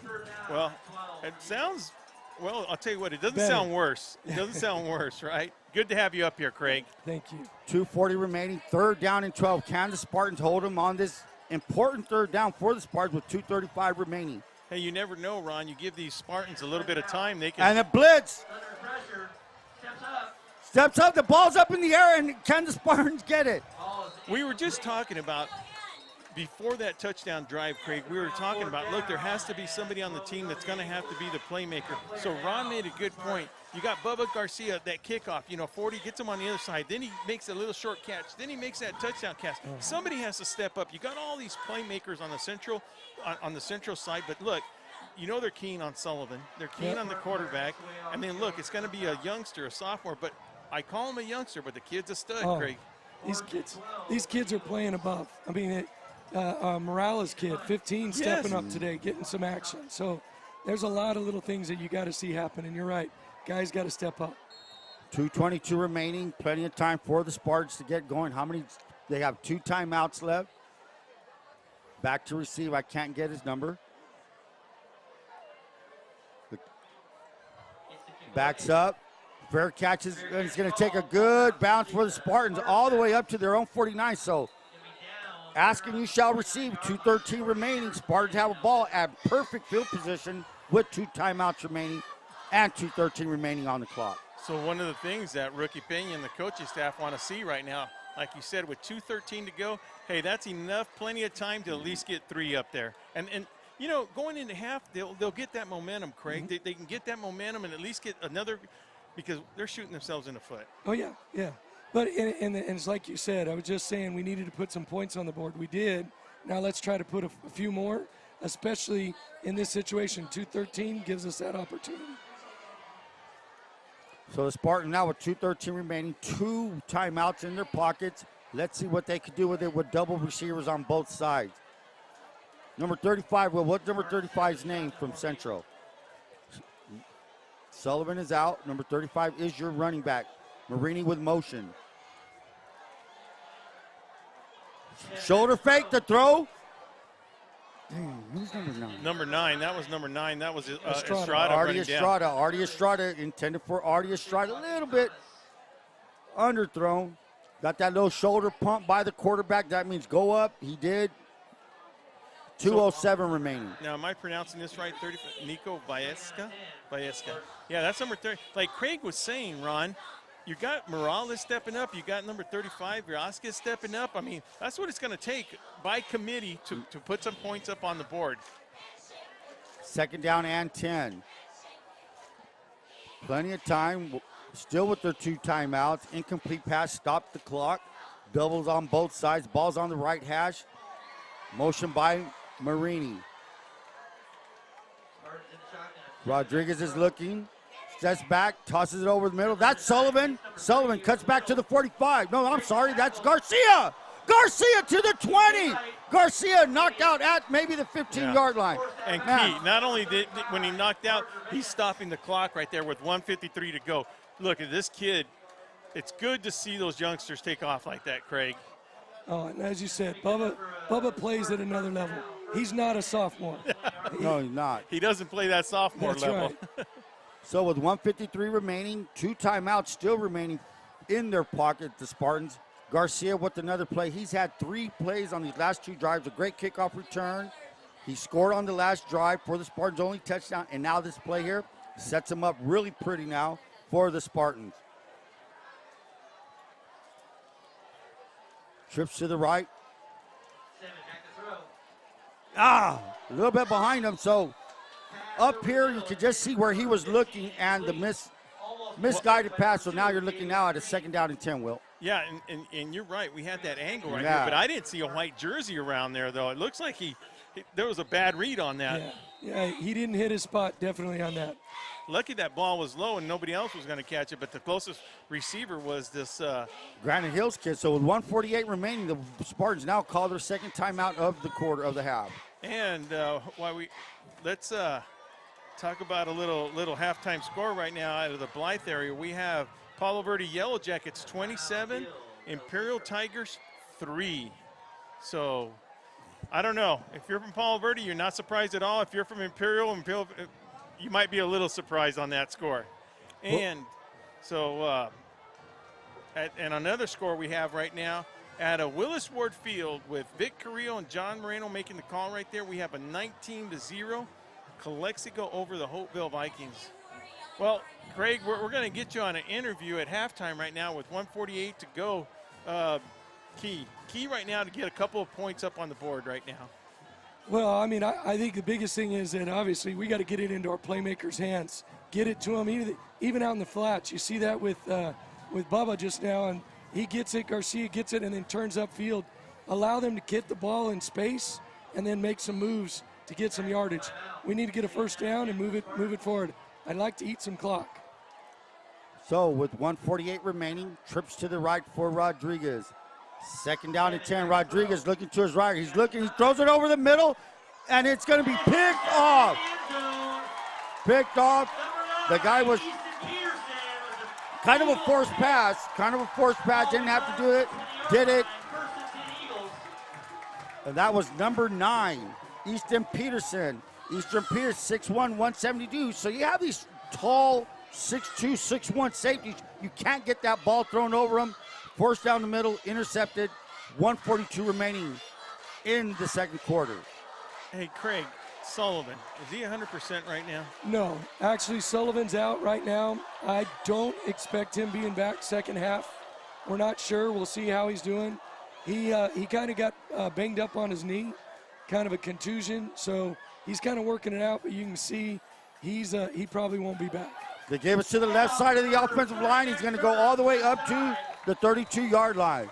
So when that kind of happens, that's when So that was Maxwell Turner, Will. So when you have a player at the caliber of Sullivan, that's actually taking two positions, one on the offense and one on the defensive side. And it comes down to getting these kids to step up. Somebody's got to step up and fill that gap. Pass. Out to the left side. Flag on the play. Catch by Josh Zander. The Eagles now trying to hurry up and get some of them points back. That Well, just as we were saying that Central Spartans had enough time on the clock right here with 1:13 to go, it looks like Central Spartans are going to be penalized with the roughing the passer. I just want to confirm that with the body language of the white hat out there. And they're going to add it to the end of the run. So the ball should probably be placed around, that's 35. maybe at the 50. Yeah, that's if it's that penalty, I'm not sure. But if it is, it's going to be placed on the 50-yard line, which, like we said, with 1:13 to go. So it was a complete pass, wasn't it? And what, Roughing the passer. Yeah. Oh, I'm sorry, Ron. I thought it was a completed pass. I did too. I thought it was. Yeah. First down. It'll be 15 yards from the end of the play. It was. Yeah. So the completed pass at the end of the play tacked on 15 more yards. So with 1:13 remaining, the Eagles now have the ball at their own 48. They have 2 timeouts remaining. Spartans 1. Their own 48. 48-yard line. Sanders been playing a good game at that quarterback spot. Here's the fake. He throws it, shoots it out very quick. Gets rid of that ball. And that looks like Xander again, their leading receiver. Xander with another catch. Xander, that is going to be, are they going to mark it a first down? Look, they got a referee timeout. I think they may measure. Yeah, they're going to stop the clock. And while we got stoppage of the clock right now, I like to say Driscoll's has been serving Imperial Valley since 1979. They take great pride and in the years of excellence and quality of custom silkscreen embroidery service. Make sure you stop by and check out the huge selection of sunglasses, sandals, and street clothes located at 1470 West State Street in El Centro. So it looks like a measurement. Measurement, or they're fixing the chains. Ron, I was just going to say that. It looks it looks to me like it's the chains are broken, because you know that new rule is if anything's close, they're going to give it a first down. They're not going to deal with it. So the chains might just be broken, and make sure that the measurement's right, that they measure 10 yards. It's going to be a second down and about 1 to go for the Eagles. Second down and 1. Swain checks into the back. 107 remaining. They're inside Spartan territory. Sanders again, fake, shoots it out, complete to number 2. Davion Green, and a great play, great tackle. That's Skylar. That's Skylar Cook. We haven't said Skylar's Cook name much. 2 yards. So a timeout now by Coach Cobbs. 107 remaining. I didn't see a second tick off that clock, but regardless, 107 remaining in the second quarter. Well, look, Ron, the last time Granite Hills had the ball, there was 3 minutes to go, and then in between that time, Central scored, and then, I mean, you've got less than 2 minutes clicked off the time, and it's 20 minutes, on regular time. So, interesting how it. Well, anyways, while we have a little bit of time here, Craig, you got a little bit of connections here. There's some connections with Granite Hills and Central Union High School. Oh yeah, my niece and my nephew are students here at Granite Hills, so I got the family connection with Granite Hills.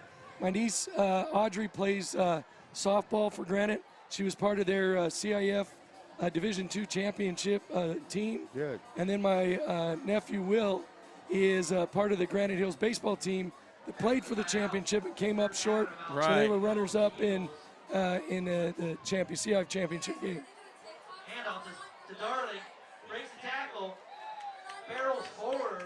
Zach Darling gets enough. Looks like a first down. If you're looking at the flank on top, it may be no. They're going to say 4th down, maybe inches. And here we go again. 51 seconds. Quick setup. Inches for the Eagles. 4th and inches. They will go for it. Are they going to try to draw the Spartans off sides? We'll see. Spartans are coming. It's a pass. Back to throw. And incomplete. So they're going to give the ball to the Spartans with 36 seconds remaining and 1 timeout. Well, one of the things, Ron, I don't know if the rule has changed by then, but there was a rule in tack when the lineman put his hand down, you can't pick it back up. You know what I'm talking? Yes, and, yes. And that's what just happened right now. So I don't know, because it's, I mean, think about it. If he puts his hand down and he picks it up, that's like that first movement to draw somebody off. So maybe they're not calling it no more. But It's all those audibles to the side and, you know, get a look and then look over into the coach, and the coach changes the play. Yes. I think that's why they've adjusted a little bit of that. yeah, that's what happens. Been gone about 4 years now, and all these new rule changes. It's hard to keep up. Well, let's see what Rodriguez and the Spartans could do with the ball at their 42-yard line. 36 seconds. Set it back to throw under pressure. Hits number Estrada the 50. Estrada is going to fall forward inside Eagle territory all the way up to the 48-yard line. So 25 seconds. Do they burn a timeout? They only have one. 21-20. Taking their time to set up. 18, 17. The clock is ticking. 14. And the chains are moving. The clock is moving. And now Pena will call timeout with 5 seconds remaining. And just a confirmation on that call, once a lineman does put his hand down, he cannot pick it up. So, Any lineman. well, it's from the tackle to tackle, Okay, got you. that 7 yard. Right. Yeah, that's what they call that free blocking zone, or I don't know what they call it now. Everything's changed a lot. So anyways, 5.4 seconds. You got a timeout by the Central Spartans. Ball, you know, barely inside on the 47-yard line, Ron. You know, anybody's guess that can happen right now. I mean, heck, you don't want to – we're still looking at a first down for the Central Spartans, but, I mean, do we chuck it downfield, Craig? What do you think? Yeah, in this position, if you only have 5 seconds left, I figure, you know, drop back, throw it back there. The only bad thing is I always hate to see them do that and get an interception and spread out the field and then have somebody run it back. Well, one of the things, Craig, Ron and I were noticing, look, there's a lot of skill players with they're so quick. Yes. They're quick. I mean, from their quarterback's got a good arm to, I mean, and they're not even that big. The linemen are big, but all the skill positions, gosh, there's a lot of speed on that team. Rodriguez, last play of the half. Rodriguez is going to step up. He launches it right down to the right side. It's a jump ball, and it's picked. So, last play of the quarter, last play of the half, we have the Granite Hills Eagles 28, Central Spartans 7. So, from Will Torrez, Ron Rubio, Craig Lyons will be back with us at halftime for our interview. VSN will be back after this.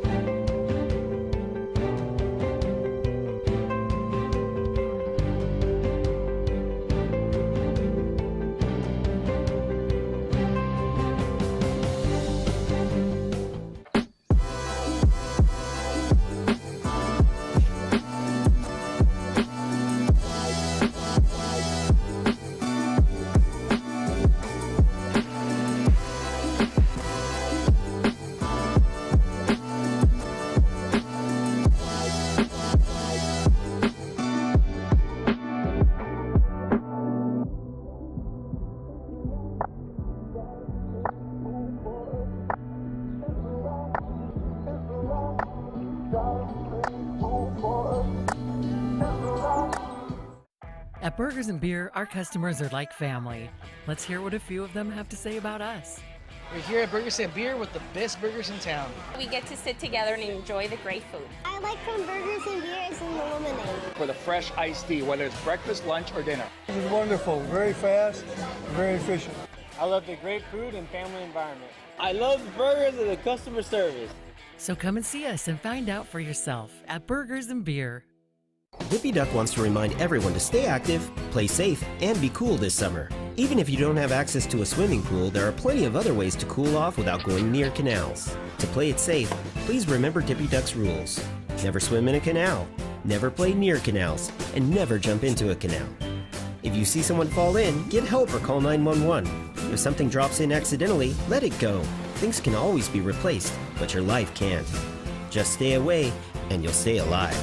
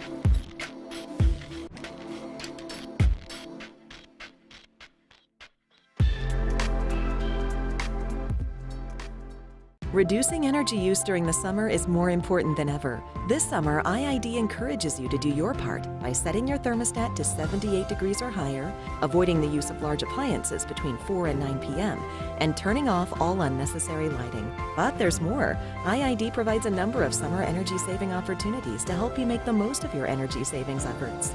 Check out our tips and energy-saving guides at IID.com. Let's work together to stay cool and save energy this summer.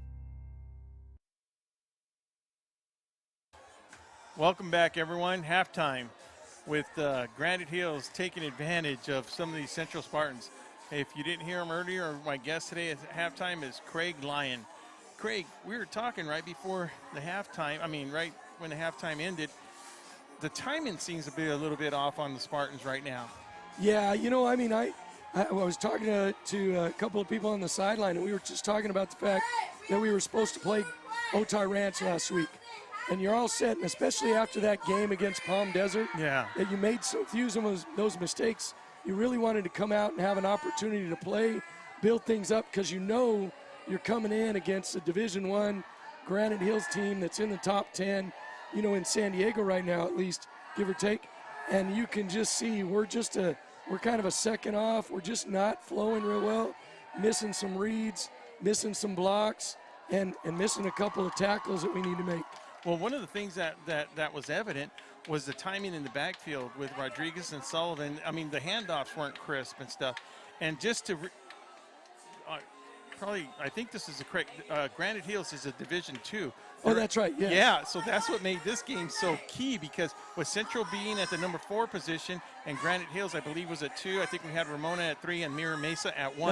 That's correct. And there was a tough game tonight. It was Ramona was playing, Fallbrook was playing in Ramona, or vice versa. But that's also a key game. So a lot of things are going to start, straightening out. That's why, the energy before kickoff, if we look outside the parking lot, it's just, the energy's awesome around here. They know it. Central Spartan fans know it. This is a key game. And those 2 turnovers did hurt the Central Spartans. Yeah, and you see that. It's like I was talking to the athletic director, James Davis. He's a former Spartan, graduated with him. So just talking to him, he's talking about he knew tonight that we would bring a crowd. And he knew that meant that they would kind of bring their crowd. And so it's an exciting atmosphere, great to see, but I wish we could have just kind of execute a little bit more. And I know that's probably what Coach Pena is talking to the kids right now, is that you got to know your responsibility and you got to execute, because if we eliminate those breakdowns, eliminate those missed handoffs, at the end you got to see it. We did some good things. We moved the ball, but you got to continue to do that. And tell us a little bit what we know. These are not facts, but what we know about Charlie Sullivan right now. Yeah, what I know, I mean, on the sideline, I just know that he banged up his knee a little bit. I know that it wasn't as a super serious one in the sense, because he just was hurting. I think it's more of like a contusion. Kind of got hit on that knee, kind of was hurting a little bit, needed it to kind of work it out. I saw him walking around on the sidelines. I know he's questionable to come in the second half. Obviously, in this situation, you want to make sure that he's going to be healthy for the remainder of the season too. So I know the coaches will be cautious, determine what he can do, and see if we want to bring him back or let him rest up. Not, but at the same time, that's what we were talking about, Craig.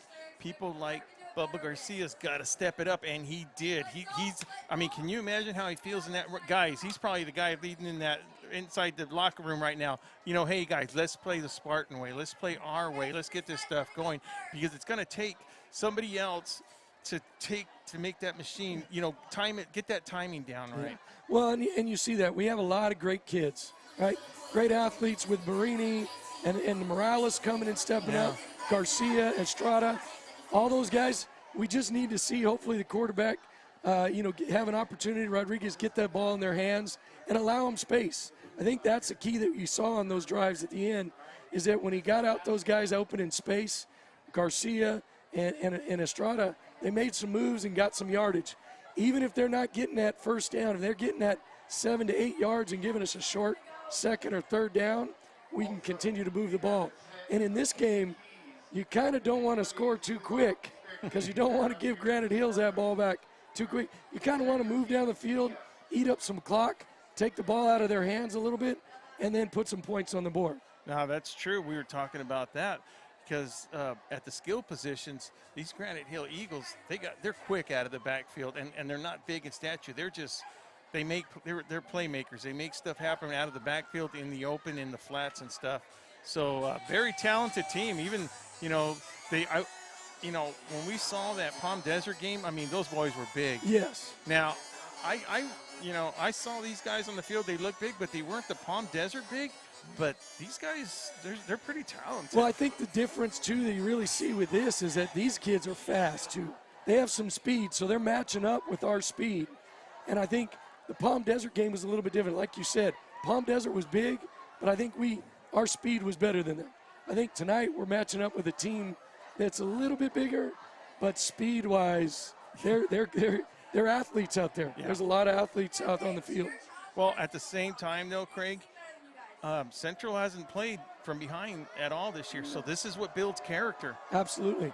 See, the games like this, honestly, are important not only for tonight, but the rest of the season and maybe into the playoffs, because when you get into that Division II playoffs, it's not a cakewalk all the way down. Every team's coming to play, and so you got to prepare yourself for these big games. And so playing a game like this against Granite helps you. And so it is important to do that. Now, granted, we got to fix some of those mistakes so we can match up a little bit better. You don't want to give them short fields. We've given them short field a couple of times. That's 14 points you're putting on the field, on the scoreboard, that you want to try to eliminate. Yeah, and those were caused, self-inflicted wounds right there. I'm not going to say that they wouldn't have scored, if it was on regular plays and the punch would have occurred, but still, you give them a short field and then they capitalize on that. That's a 14-point swing in a short amount of time, because, like that first quarter it seemed like it lasted a long time, but it was a punting game going back and forth, So you're right, the Spartans. And really on that handoff, I was down in the corner of the end zone kind of watching, and on that handoff, I had a clear view of Charlie, which means that there was a nice hole. And if he gets that clean, there's yardage, because we know Charlie, if he breaks through and gets beyond that offensive line, he has the ability to work through those linebackers and break out into open space. And just that missed timing kind of eliminated that, put it on the ground, gave Granite Hills a short field. Yeah, well, early in the first quarter, we had mentioned that, Charlie's a big guy. Yeah. Charlie's a big guy. And look, he's got a little bit, by the time he hits that line of scrimmage, he's 3/4 full speed. Yeah. So he's not an easy target to bring down at all. So, Central Spartans will have to adjust. Hope, Charlie will be back. We just don't know if he'll be back tonight. But, and we know football is, is, for say the lesser word, king in the Valley. But there is other sports going on in Central, and some good things happening at Central Union High School. Oh, absolutely. I mean, we're seeing, obviously, our volleyball team last year came off the Division V championship. This year they came back, and we had all these girls come back, and they're doing things that we haven't done. We beat Brawley. I don't think we had beaten Brawley in 25 years in volleyball. And we beat Brawley this year in non-league game. Last night we went and beat Southwest in a really great matchup between the two. We knocked off Calexico. We're in a position right now that we're playing some good volleyball against some really good competition in the Valley. Imperial and Hopeville, we took Imperial to five games. Hopeville knocked us off, but we match up in games. And when you see things like that, it's awesome because it is about football too, where you see that, but it's all these other things that are great. Our girls golf team has beaten Southwest, Palo Verde. We haven't done those things in years too.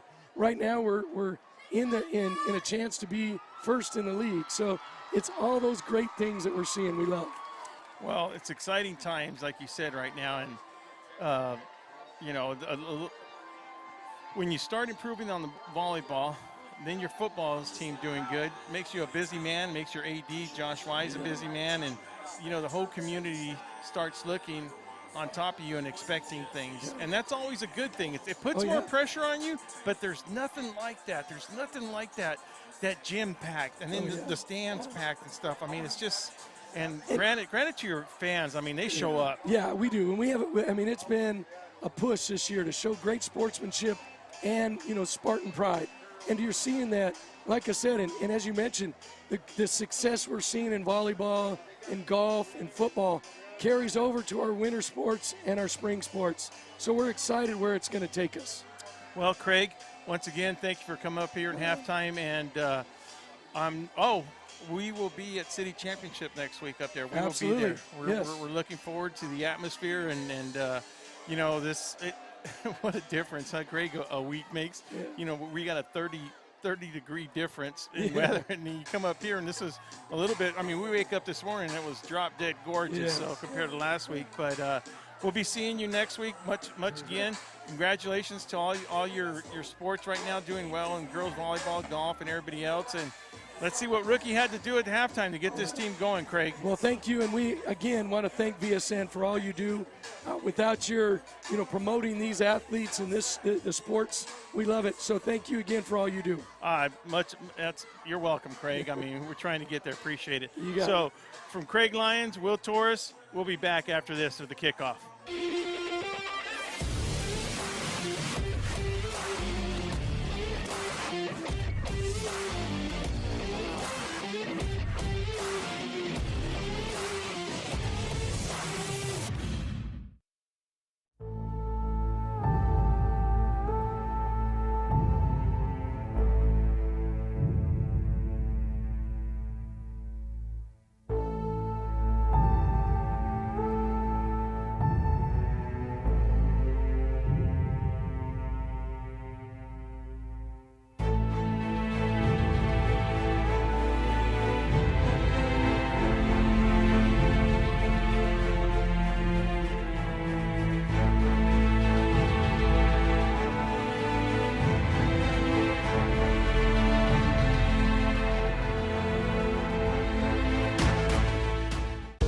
Whether you're looking to purchase or sell, your next home awaits.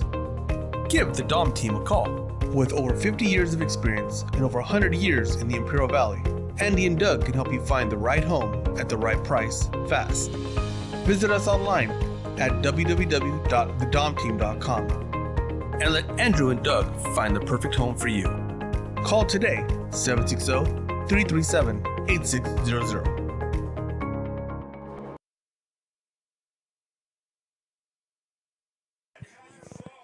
Welcome back to Granite Hills Stadium, where we have the Granite Hills Eagles 28, Central Spartans 7. That was Will Torrez interviewing Craig Lyon, and we are 1 minute away from the second half kickoff. Yeah, and Craig and I were talking, Ron. Yeah, the timing's off a little bit. I mean, like we said, we talk about that Palm Desert game, and that was just a physical game, Ron. And then to have a bye week, you know, you never know what's going to happen. Are you, you know, I mean, it makes sense. Your timing's going to be off a little bit. You've been in those situations, Ron. The timing's a bit off, and but you're coming into a situation where you're playing a top-notch opponent, and you got to figure something out right away, man. If your timing's off, then figure out getting plays where you can run plays and get some traction on your offense. And that's something that Central has not done tonight, is get traction on their offense. Hey, dude, what's up, man? What's going on? 16 seconds remaining. We will have the second half kickoff. Granite Hills just came out smoking from the jump. That's been the story. They came out with their quick offense. They showed their speed. Their speed was to the outside, inside. They used quick backs. Not very big backs, but efficient running. They have a huge, huge offensive line. And I hope I have the correct kids in there. Alejandro Tejada, number 77. You got to watch that kid. 71, Eric Delgado. 69, Rowdy Williams. Great name for an offensive lineman. So here we go. And along with number 66, Joshua Collins, and 67, Nicholas Marquin. Well, with Granite Hills deferring to the second half, and with the score 28-7, that's just what they wanted right now. You know that, and then getting that Oski in the end zone. Yeah. So another pooch kick, and it's going to be caught at the 29-yard line. Fair caught, great catch by that big kid. I believe that was number 69. That Rowdy Williams, unbelievable.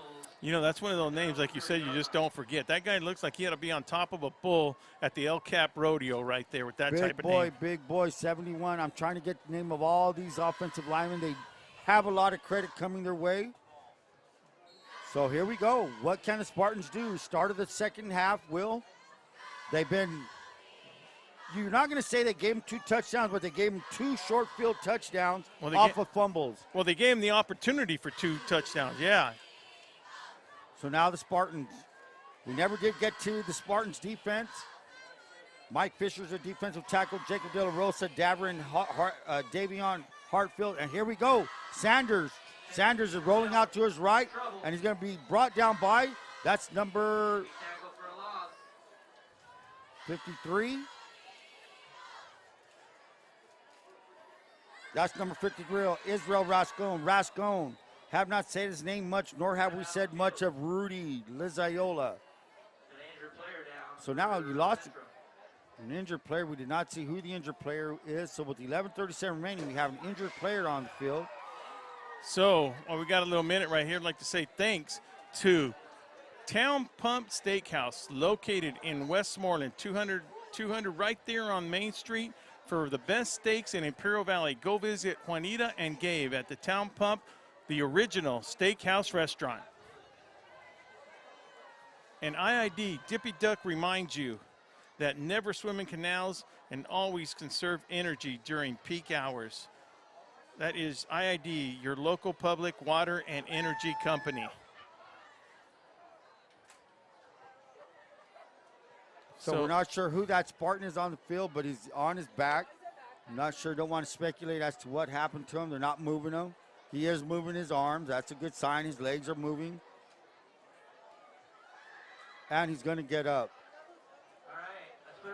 And that's just not what the Central Spartans needed right now, Ron. I mean, look, that's Zarian Robinson, it looks like. Is that number 6? You know. Yeah, it's Zarian. Yeah, we actually have to look on the screen to see the numbers. But, yeah, whoa. And it seems to be limping a little bit. The only thing I am looking for Sullivan. It doesn't look like he's out on the defense, right? No, he's not. And, you know, Ron, you got a key player like Sullivan, man. I mean, this game's important, but it's not the rest of the season important, you know? Nico Valleska may be filling in at linebacker 4. Yeah, that's Nico Valleska, number 35. He is filling in for Charlie Sullivan. We have now a 2nd down and 13. Ball is at the, let's give him the 27-yard line. Wide side of the field is the left. That is Sanders. That's number 4. He's been running a great offense so far. Fakes, throws a little out, and it's going to be a pick. It's a pick. Pick by Artie Estrada. So the turnover they needed, they get it with 11:28 in the 3rd quarter. Artie Estrada, Johnny on the spot. It was a play-action pass. A little bit underthrown. Estrada there to make the pick. Central's ball at the 38-yard line. This is what the Spartans needed, Will, quickly in the 2nd half. Yeah, and they need that turnover, but they need something to happen out of it. That's the other key about that. Sure.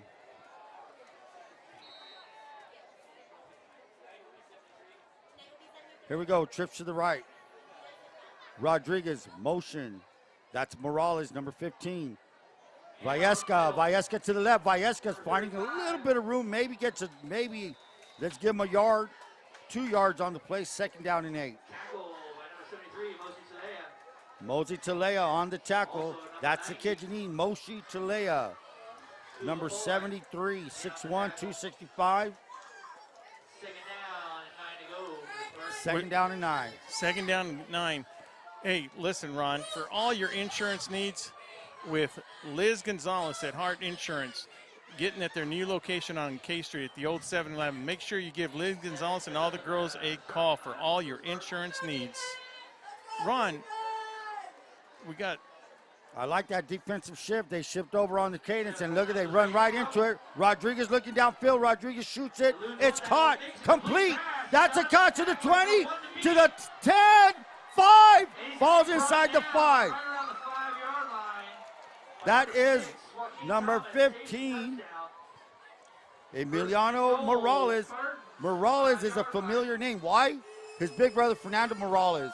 Last time I saw him was in that Brawley Bell game. That kid was all over the place with Jordan Reed. Good memory right there. Emiliano, great catch and run. That was all Morales right there after that catch right there. Good throw by Rodriguez. Got that pressure. They brought that pressure to the right side. Bam, he got the ball out. There's a play. That's Valleska. Valleska to the right. Valleska maybe down to the 3-yard line. We'll say that maybe to the 2-yard line. Yeah, as you see Robinson and then you see Sullivan out of the game right now, this is where the guys got to step up. This is, hey, they're calling my number, clean jersey, let's get in there and make something happen. Nico Valleska, that is his name. He's a sophomore, 5'8", 175, another underclassman for the Spartans. So 3rd and goal. I thought it was 2nd and goal. It is 2nd and goal. 35 again, Valleska is trying to push his way through, and he is going to be short. Maybe at the 1-yard line. So the Spartan line trying to get a little push in there. Definitely 4-down territory, Will. You know, Ron. So now we have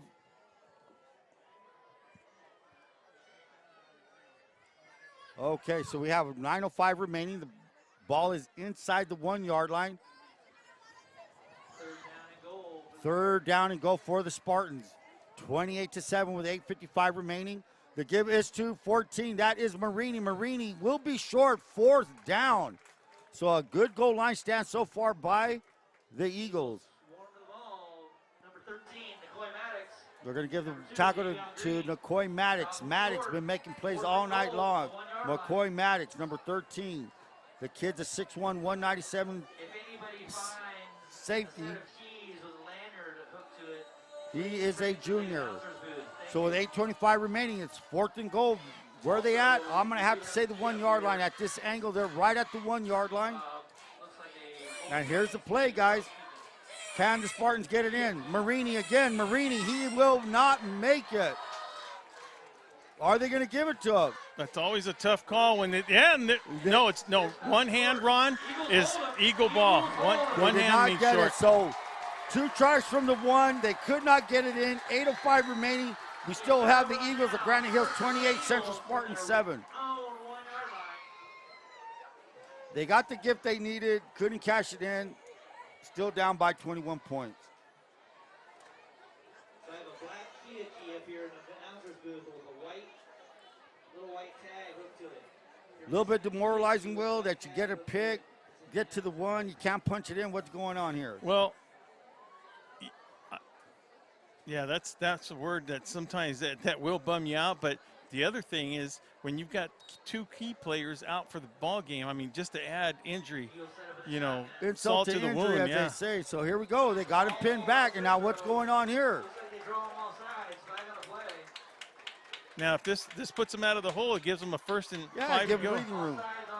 Whoa, we got a score update here at Willis Ward Field.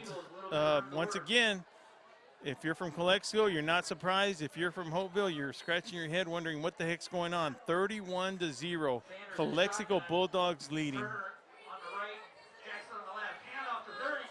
Turner to the 20, Turner down, he's at the 30, Turner to the 35. So Man. Turner gets him out of the hole. They get a 5-yard penalty. Turner's going to give him 35 on the run. 1st and 10 for the Eagles at their 35-yard line. And that makes Adam, Dad, one proud dad announcing the game up here. So here we go. The give is to Jackson. Jackson up the middle. Jackson falls forward to the 45. Another first down for the Eagles. So this quick hitting offensive line. Hey, but you cannot make these kind of runs without those big boys up front. You can't make those runs without those big guys. And they're giving them creases. So you give a little quick guy a crease, he's going to hit that hole quick, and boom, what do you see? Explosive 5-10-yard runs every time they touch the ball. No time to celebrate unless you call a timeout, which is what we have right now. So VSN will be right back after these messages.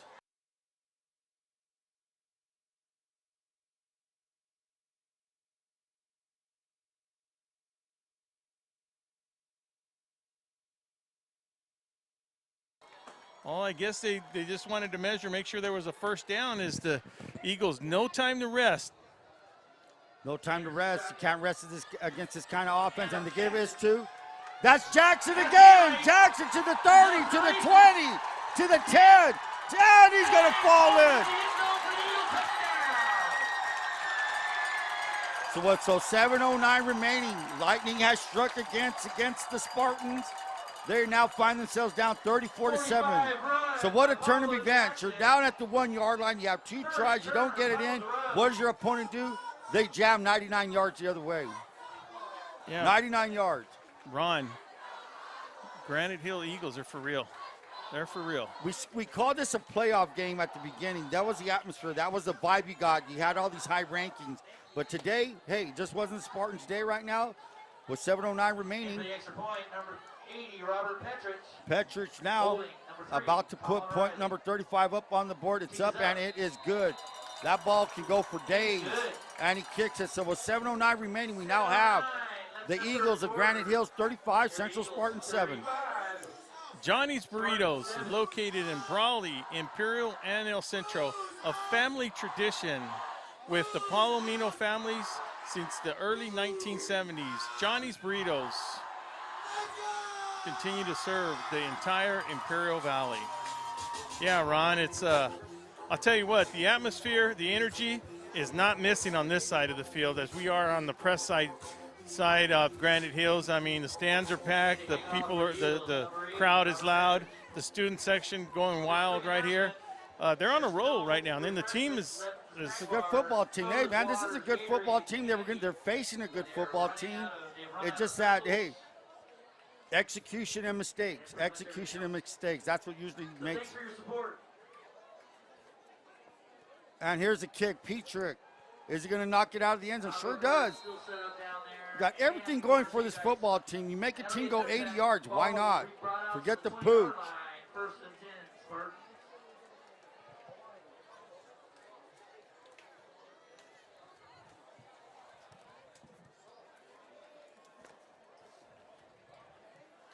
So the Spartans are going to take over 7:09 remaining. They are at their 20-yard line. They're down by 4 touchdowns, 35-7. That's 28 points if you don't know how to add. Well, there's a lot of points up there. I don't know. we're worried about that. I think that the numbers to look at right now is the time left on the clock, Ron. That is correct. So now, defense now.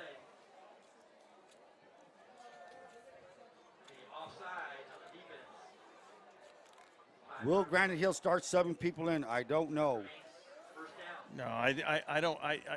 El Centro's too much of an explosive team that right now. I mean, that's just my opinion.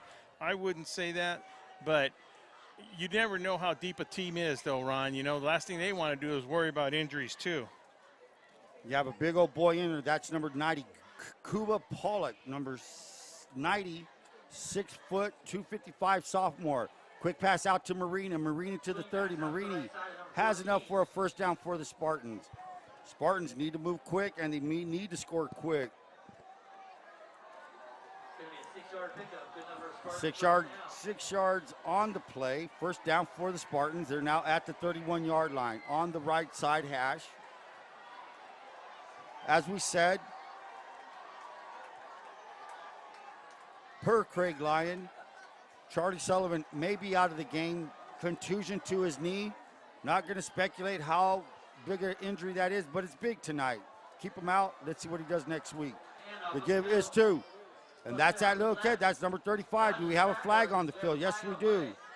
And speaking of Sullivan, Ron, Nico Valleska. We haven't seen Robinson back in there either, and he was he was one of those two-way players. 6-yard run may be negated by a holding call. It looks like it may be holding.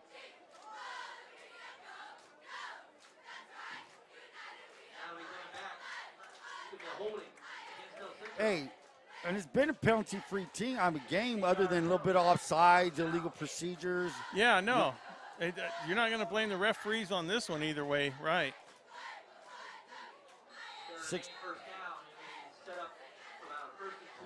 First and 20, the penalty is from the spot of the foul. So with 6:23 remaining, the Spartans now find themselves for a first and maybe, let's say 20. First down and 20. Ball now is at the 22-yard line. Motion by Marini. And it's a little bit short. Not sure that was intended for Morales or number 9, Estrada. Yeah, but when you say a little bit short run, that looked like a little miscommunication. I mean, he was running a streak down there, splitting. You're trying to hit that ball in a short little, in a small that little window. Gap, right? It's a small window, and when it closes, forget about it. Can't do anything. 6:01 remaining. Second down and 20. So now do the Spartans become one-dimensional? Pass, pass, pass, or do they got to mix in a little bit of run? Try to throw this defense off.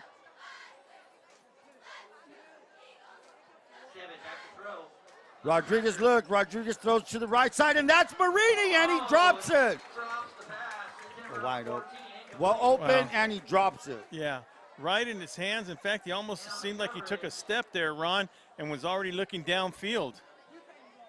5:54 remaining, incomplete pass, stops the clock. Third down and 20. Pretty obviously that would have been a first down if that would have been a catch too. And Ron, you got to make those catches. You have to make them. Yeah. When you're in a situation like this, trying to come back, every play counts now. The clock now, 5:54 remaining, it's going to be a factor now. You're more than halfway through the third quarter. 5:54 remaining, third down and 22. Ball is at the 22. Doubles on both sides for Rodriguez. Kind of having a rough night tonight, not completing too many passes. Rodriguez looks right. He's going to throw right. He launches it down the middle. It's a jump ball and a nice defensive play. Double coverage, good defensive play. And it was going to be one of those jump ball type of situations. But now you're looking at the fourth down. I mean, if you're Rodriguez, number 13, number 5. I don't know. You just regroup and try it again, Ron, because, I mean, I know there's a difference with the score, 35-7, 5:47 to go, but still got to make things click. You still got to make things happen if you're a Central Spartan. You don't want to end on a bad note. No. 5:47 remaining. What you're going to do, it all depends what they're looking for. Midas Rodriguez with a pop-up kick. That's going to be a really short kick, and it takes a Granite Hills bounce Granite Hills will take over at the Spartan 34-yard line. So that was a great defensive play by Tyler Black and McCoy Maddox. Good seeing you. Couple of guests up here. We had my son actually lives in San Diego, Will Torrez and Jacob Winnell. Good seeing them guys, man. I mean, somehow they always grow up around the football field, and it's not unnormal to see your kids here, huh, Ron? Yeah, and I had a feeling our coach, we had a couple of Pop Warner games on this field. On his right by Turner and on his left by Darling. Turner and Darling are the running backs. Hand off to 30, up the left side. That's Maxwell Still on his feet. Turner, that's number 30. It's going to be a 9-yard pickup.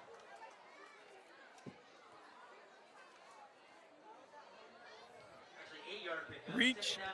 Now there's no more of that hurry. First thing, well, they kind of are in a little bit of hurry offense still. I was going to say they want to slow that clock down. The only thing they want to do is score again, Ron. That's what they do. That's what the kind of offense it is up-tempo.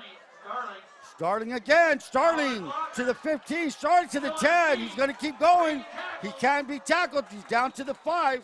So that's number 20. Zach Darling started the game off with the big run and hasn't stopped since. Ron. So it's a stable of runners, man. That Zach Darling, he's not an easy kid to bring down. Darling stands at 6'1", 193. Ron, that was just a beautiful run right there. Just kept them legs moving. So now with 4:47 remaining, they're now inside the 10-yard line of the Spartans. Let's call it at the 7-yard line. It's been a long time I've seen a team with that many weapons in the backfield only, Ron. Yeah, they have 2-3 guys. Darling again, cuts back, and he's going to touchdown. Touchdown, Eagles. So with 4:29 remaining, they take that short punt, start at their 33-yard line. 3 plays later, they're in, and that might be, who knows what it is, but with 4:28 remaining, the Eagles now have 41, Spartan 7.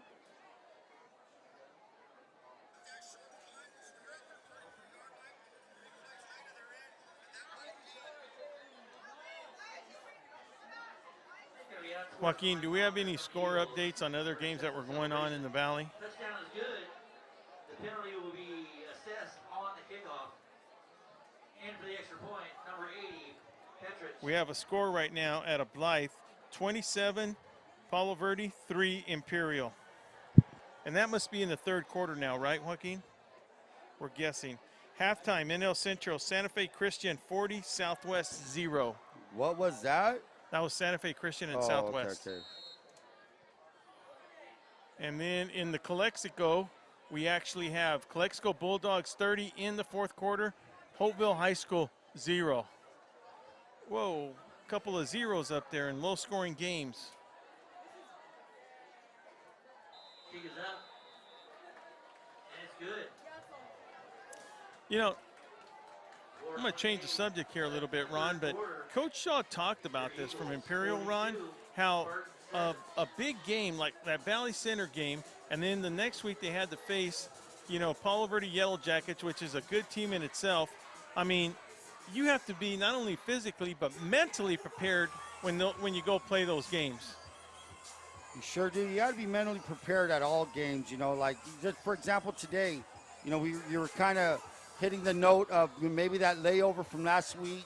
And yeah, that does. How many practices that? You played a tough game against Palm Desert. You come up, you get canceled thanks to Hurricane K. And now you face this top opponent. Tough thing to come over mentally. But here you go. You're down 42-7, 4:28 remaining in the third quarter.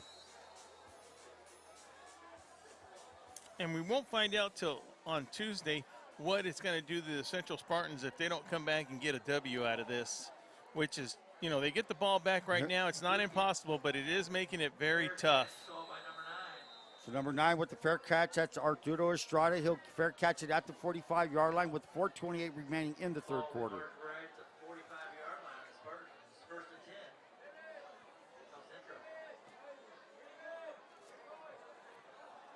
Well, this was a night of big games. This was a big game. It was wasn't it like a PPR game of the week? You had a big game, Calexico versus Hopeville. You had a big game, Imperial versus Palo Verde. And, hey, they turn out to be a little bit lopsided at one point, and that's football for you. That is high school football in a nutshell. Throw all the rankings out, throw all the records out, throw all what everybody's been doing. It's who plays well on Friday night is going to win. Rodriguez rolling right. Rodriguez throws. A little bit overthrown. And what are they going to call there? Defensive player. That looked like Davion Green on defense.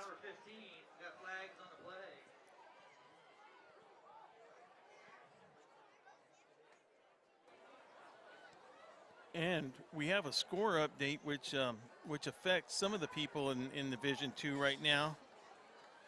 We have a score with Ramona and Fallbrook. The score is 24-7, Fallbrook, Ron. Wow. Yeah. Whoa. Ramona, weren't they number one, or what were they, in D2? They were. They were? So the thing is, with Ramona being number 3 in Division II, you have Fallbrook being one of the top teams in Division IV. What's that going to do for all the standings? I'll tell you, the only team that's going to go up regardless is going to be this Granite Hills Eagles. Who's number 1 in D2, Mira Mesa? Mira Mesa. We don't have a score update on that.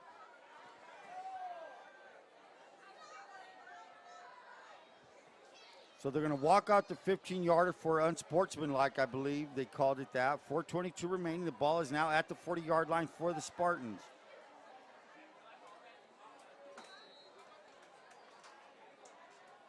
First and 10 after a well-timed play on defense.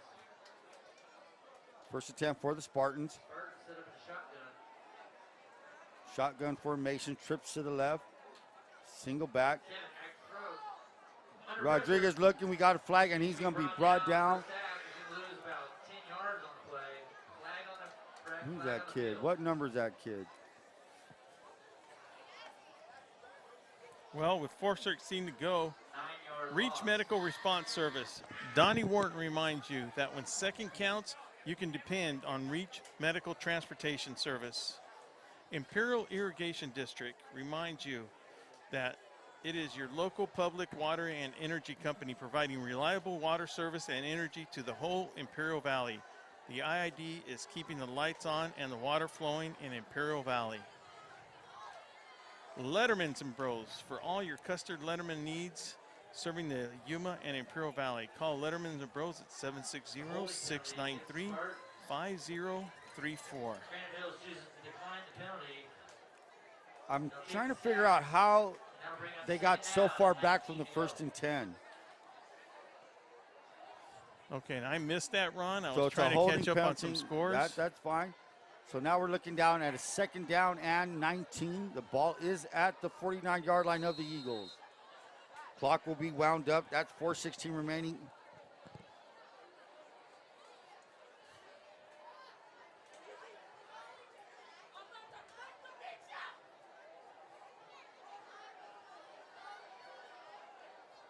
Number 23 for the Spartans, that's Ethan Thomas in at running back. So this is the 3rd running back they've used tonight, maybe the 4th.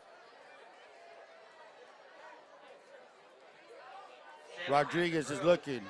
He has plenty of time, shoots it over to the left, caught by Garcia. Garcia to the 40, Garcia to the 35, and he's going to be thrown out at the 35-yard line. Not enough for a 1st down. And we have a final coming out of Willis Ward Field, 39-0. Calexico putting it down to the Hopeville Vikings, Ronnie. Wow, that was a pounding. And like I said, I talked about all these big matchups tonight. You know, you're going into the game, you did what you did last week, and like I always say, football is a week-to-week business. How good are you this week? Yeah. You know, that's the deal. How good are you this week? Now, you had a bad week. If you're the Hopeville Vikings, what are you going to do to recuperate from this loss? How are you going to respond next week? That's the whole story of football. Well, I'll tell you they're what. at Mission Bay. Yeah, they're at Mission Bay. Doesn't get any Yeah. easier. Top Notch Barber. Visit Big Chris at 317 Wake Avenue in El Centro for one-of-a-kind haircut. Fresh fades, always a cutaway. Top Notch Barber. Driscoll's has always been serving the Imperial Valley since 1979.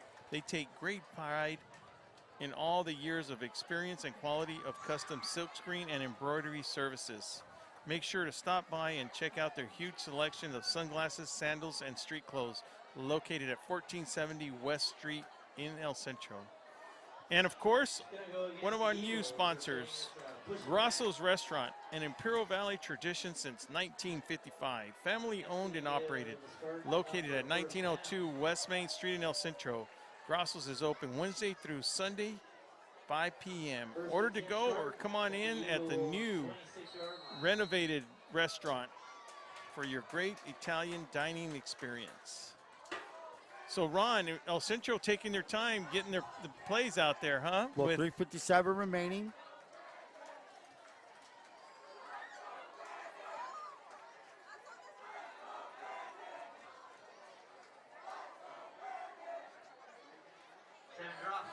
Quick pass to Marini. Marini works his way up to maybe a gain of 4. And that's the deal, you know, everybody approaches this kind of deficit in a different way. 42-7, you're down by 35. You want to work on things that weren't working earlier. Let's make sure, can we correct them in a game situation? Well, Ron, there's one thing when you get, okay, look,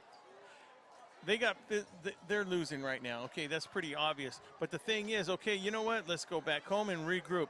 The bad thing about a game like this, if you're the Central Spartans, is the injuries that could happen. And we saw that in Robinson and in Sullivan. So that's going to hurt them in the long run. It looks like they're going to catch the Central Spartans. Caught Granite Hills jumping off sides right now.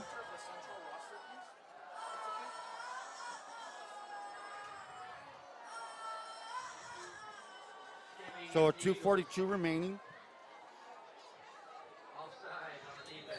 And from a score up here in San Diego, I mean, I'm kind of surprised a little bit the way they've been playing, but the Saints 23, Helix 21. That's in the third quarter, 8:12 to go. Incomplete pass intended for. Another good game, Ron. Sorry to interrupt you. Okay, that's fine. You have Mission Hills 10 and Carlsbad 10. Now, hey, there's some good football going around all over right now. Well, you know, not to take away from this game again, but them Bulldogs are feeling a little bit happy right now. What are they, 5-0? Yeah, 5-0, man. So we'll see when league play comes. Bulldogs got to keep that momentum going if they want to start making, putting some dents in the people's agendas over here. 3rd down and 1 to give us to number 23.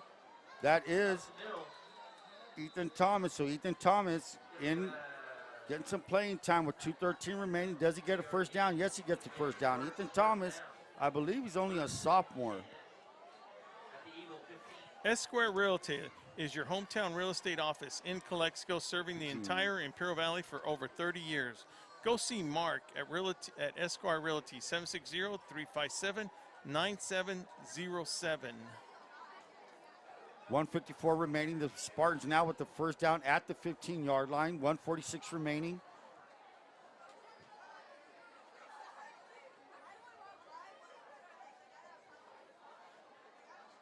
Rodriguez looks out. That's Morales. Good defensive play. Just a physical team, Ron, this Granite Hills. You know, you throw that pass outside, and then you have your defensive tackle, Moshi Talela, making a defensive play like that. Great stuff, but a great play on the cornerback there. Just one of those defensive linemen. He came out from the defensive line, right, Ron? Defensive line, but, it was well played by the corner. He turned it in, and here comes your defensive tackle hustling. They've just been all over the place, man. Yeah, defensive team speed, pretty good. Just the motor running. Just keep that motor running, man. That philosophy, it's like a lot of good things going on with this Granite Hills team. Because, look, take nothing away from Central. They're a very good team. Tonight wasn't their night, but they are a very good team. It's like I said, it's just one of those nights. Rodriguez looks, he shoots it down the middle, throws it into a crowd again. That's a crowd, man. Hey, those defenders defend well. They have it packed. The end zone's packed with coverage. Trying to thread the needle, could not do it. 38 seconds remaining in the third quarter. Well, I don't know. Maybe Central Spartan needs to check how many players are on the field, because the different colored jerseys just all over the field, whether it's on the line of scrimmage stopping the play or on the flats with the corner stopping it or in the defensive backfield with those DBs. All kinds of color around the central receivers back there, Well, Ron. that's the deal when you're playing against a defense that's quick like that. The shorter the field gets, the less opportunities you have because, man, you're covering a little bit of field with quick people. They're taking away any kind of options you have. Here's Rodriguez. Here's Rodriguez. He may get sacked. No, he gets out of it. He tries to throw it away, and he does. Pressure was put on. Gets rid of the ball in time. Well, that's one of those new rules, Ron, where he gets outside of the pocket, and as long as he throws the ball past the line of scrimmage, there will be no penalty thrown on that for an ineligible receiver. Burgers and Beer. For the best burgers in town, it's Burgers and Beer, located at 260 North Imperial Avenue in El Centro. Located open 7 days a week and serving breakfast, lunch, and dinner. Come and watch the game. If you're at Burgers and Beer right now, hello from all the VSN crew. 31 seconds remaining. Rodriguez looks. He's throwing a fade into the corner and set it for number 9, Artie Estrada. And that is going to be incomplete. Arturo Estrada, incomplete pass. And turn it over on downs. I mean, you still got, I don't know. You know, you're in that situation where you have 25 seconds left and, you know, the end of the third quarter, you got the whole fourth quarter to go. You know, I don't know, man. I'm kind of a little bit numb on this, Ron. Well, you know, just the run game wasn't there. You lose your best running back. You lose your top horse, your big horse. He's out of the game. It kind of changes how you play call. When you had that 1st and goal at the 1 yard line, you know, not taking anything away from Marini, but you go, and here it is again. Is that Jackson? Big gain on the play. And that's going to make it a first down as soon as they stop the clock, get it going, and that's going to end the third quarter, Ron. So first down at midfield right here, and they still got a whole quarter to go. So a great run just to get him out of there. So at the end of the third quarter, we have the Granite Hills Eagles 42, Central Spartans 7. And speaking of scores right now, you have Fallbrook won the game. Whoa, 24-7. That's a Division IV beaten Ramona Division II team.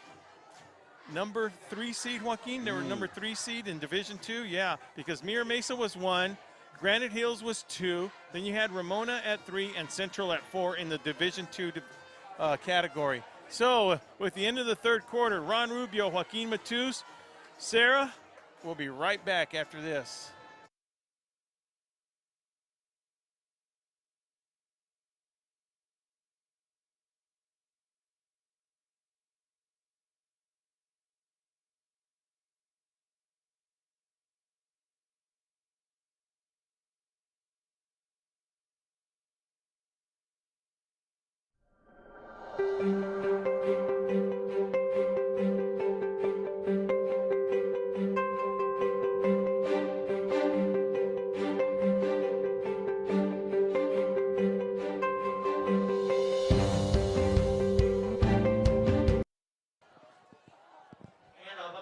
Welcome back, everyone, to Granite Hills Stadium. You sound like you got popcorn in your mouth there, I had Ron. a mouthful of popcorn. I couldn't quit smelling it. Hey, we were treated like we were at home up here. I mean, I can't, you know, it's just a good feeling, man. I want to talk about that a little bit, Ron. So a lot of people, our audience doesn't really know. So we never know what to expect. We get with whatever, like, for example, this week we had to get with Josh Wise, rookie, and, of course, Craig Line to set up our accommodations. But we never know what we're going to expect up here because our connectivity that we need to produce to give you guys, you know, the good quality that everybody deserves. So we arrived here at 4 o'clock, a little bit after 4 o'clock, and starting with the athletic director, Davis, just had everything set up, had our own space up here in the booth. Then our IT, Heather was waiting up here to make sure we George, right? Yeah, was waiting for us to have everything ready to make sure that we connected, and just, God, if it was all that easy, we'd be doing I don't know what we'd be doing it, but we'd like to say thank you to the whole Granite Hills Eagles faculty, and much appreciated from all of us here at VSN. Thank you very much. That was Cedric Holden on the carry. So with 10:30 remaining, second down in at quarterback is number 14, Nico Tomasello. Tomasello is a quarterback, 6'6", 205. Whoa, big kid back there. What grade is he in, Ron? He is a senior. So you have two senior quarterbacks. They rotate in.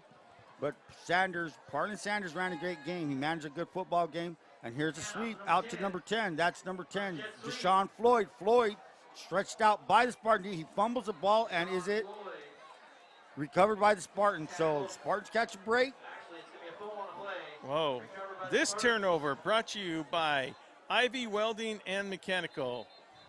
Industrial welding contractor serving the geothermal and all industrial facilities in Imperial Valley. IB Welding is a proud sponsor of Valley Sports Network in El Centro. Make sure and give Fred a call, 760-482-WELD, W-E-L-D, WELD. Make sure. Thanks, Fred, very much for being a supporting advertiser for Valley Sports Network. So any changes on the offense here for the Spartans? Ron? I don't see. It looks like they do have a different quarterback in. They're keeping the receivers in. That's Morales. I'm trying to get the name of that number quarterback, and that's Thomas.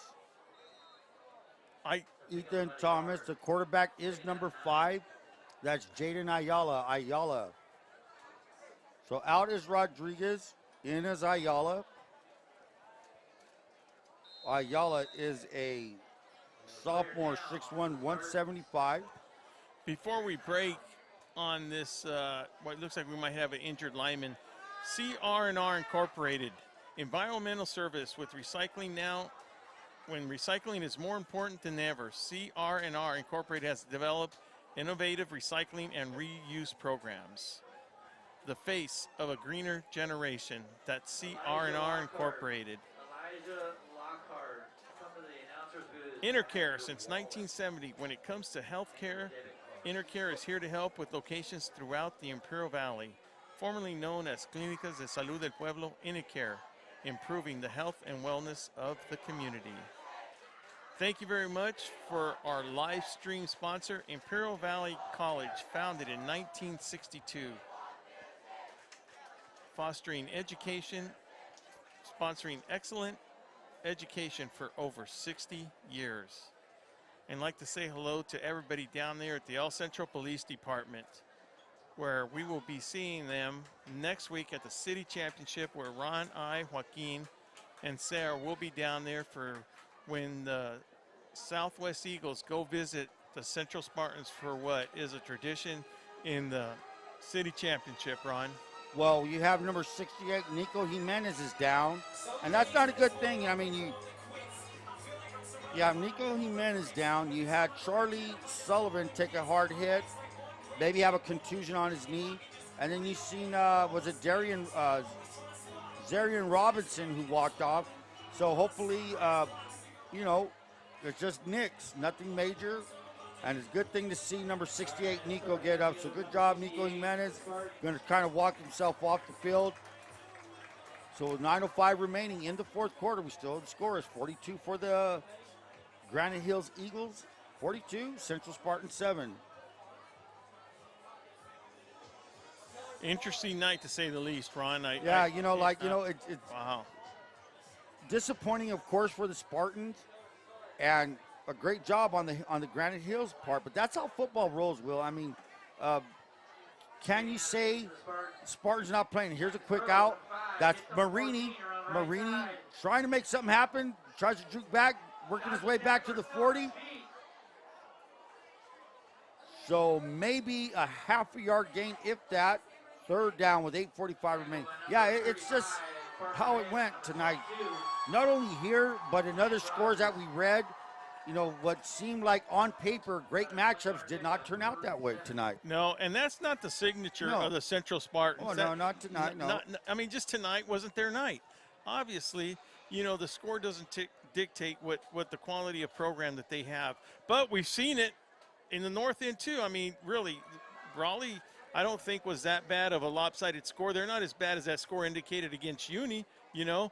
I don't know, Ron. It's just the way football goes, you said. You know, sometimes the matchup's not there for you. And I'm not saying that physically the matchup wasn't here for the Spartans, but it did seem like this offensive speed was a little bit too much for the Spartans. Well, you know, I don't know if I saw that, but I'll tell you what I did see. I did see the timing a little bit different. Timing, right? Yeah, and that does affect when you, because look, you have Sullivan getting the handoff 3 to 4 yards in the backfield, and he's going almost 3/4 full speed once he hits that line of scrimmage, and then you see the speed that the backfield has at Granite Hills. It's phenomenal. What else are you going to say about it? And then they're deep at that position, Ron. They're deep at running back, and they have a good offensive line. And this is the kind of matchup. And you know what? You know, you could see this rematch in the playoffs. No, we talked about that earlier. Yeah, you could be seeing these teams again. You could see these guys again easily, and it could be a whole different story. But tonight was the night of the Eagles. And here's a fair catch at the 20-yard line with 7:07 remaining in the fourth quarter. So, yeah, that's the tale of the tape, man. On paper, it was going to be a good ball game. It did not turn out that way. Granite Hill's been playing good football. They've been playing good football after that 31-19 loss to Poway, they've been on a roll. They're going to be 4-1 after tonight. And as I had said earlier, their last 3 games, I believe, they outscored their opponents like 144-15. They're holding the Spartans to 7. So they've given up 22 points in their last 4 games. Well, we know where the road has to travel if you want to end up at Southwest Stadium for the finals in the Division II. I'll tell you what, this Granite Hills football team is going to be part of that route. You're going to have to travel to get there. That's for sure. And with that said, the Dom team, for all your real estate needs, give Doug and Andrew a call, 760-337-8600. The Dom family in the Valley since 1908. Tomasello completes a pass. That's number 81. Maddox Peterson, complete pass. Havens Landscaping, for all your rock and landscaping material needed for your home or business. Give Roger Havens a call at 760-352-6735. I'm positive this ain't the kind of game that Roger wanted to see. But knowing the Central Spartans, Rookie Pena, and coaching staff, they'll bounce back. You know, they have to. They don't have another choice. This is not where they want to be at. 5:36 remaining. The give is to Holden in there now. That's the 4th running back we've seen tonight. Cedric Holden. You had Maxwell Turner. You also had runs by Isaiah Jackson. Zach Darling really started out the party for these guys out of the running back position, man. He just, on that first possession, had 2 big runs. Then you come in with Isaiah Jackson with that speed. Then you turn it over to Maxwell Turner. I mean, they have weapons. They have a great offensive line, and they have good coaching. So that's what it all takes to be a successful football team. Tomasello rolling out. Tomasello short of a first down, maybe by a yard. 4:56 remaining. And for the best steaks in Imperial Valley, make sure to visit the original Town Pump located on Main Street in Westmoreland. Go down there and say hi to Gabriel and Juanita and the worker of them all, Matthew, down there. Tell them we at VSN said hello.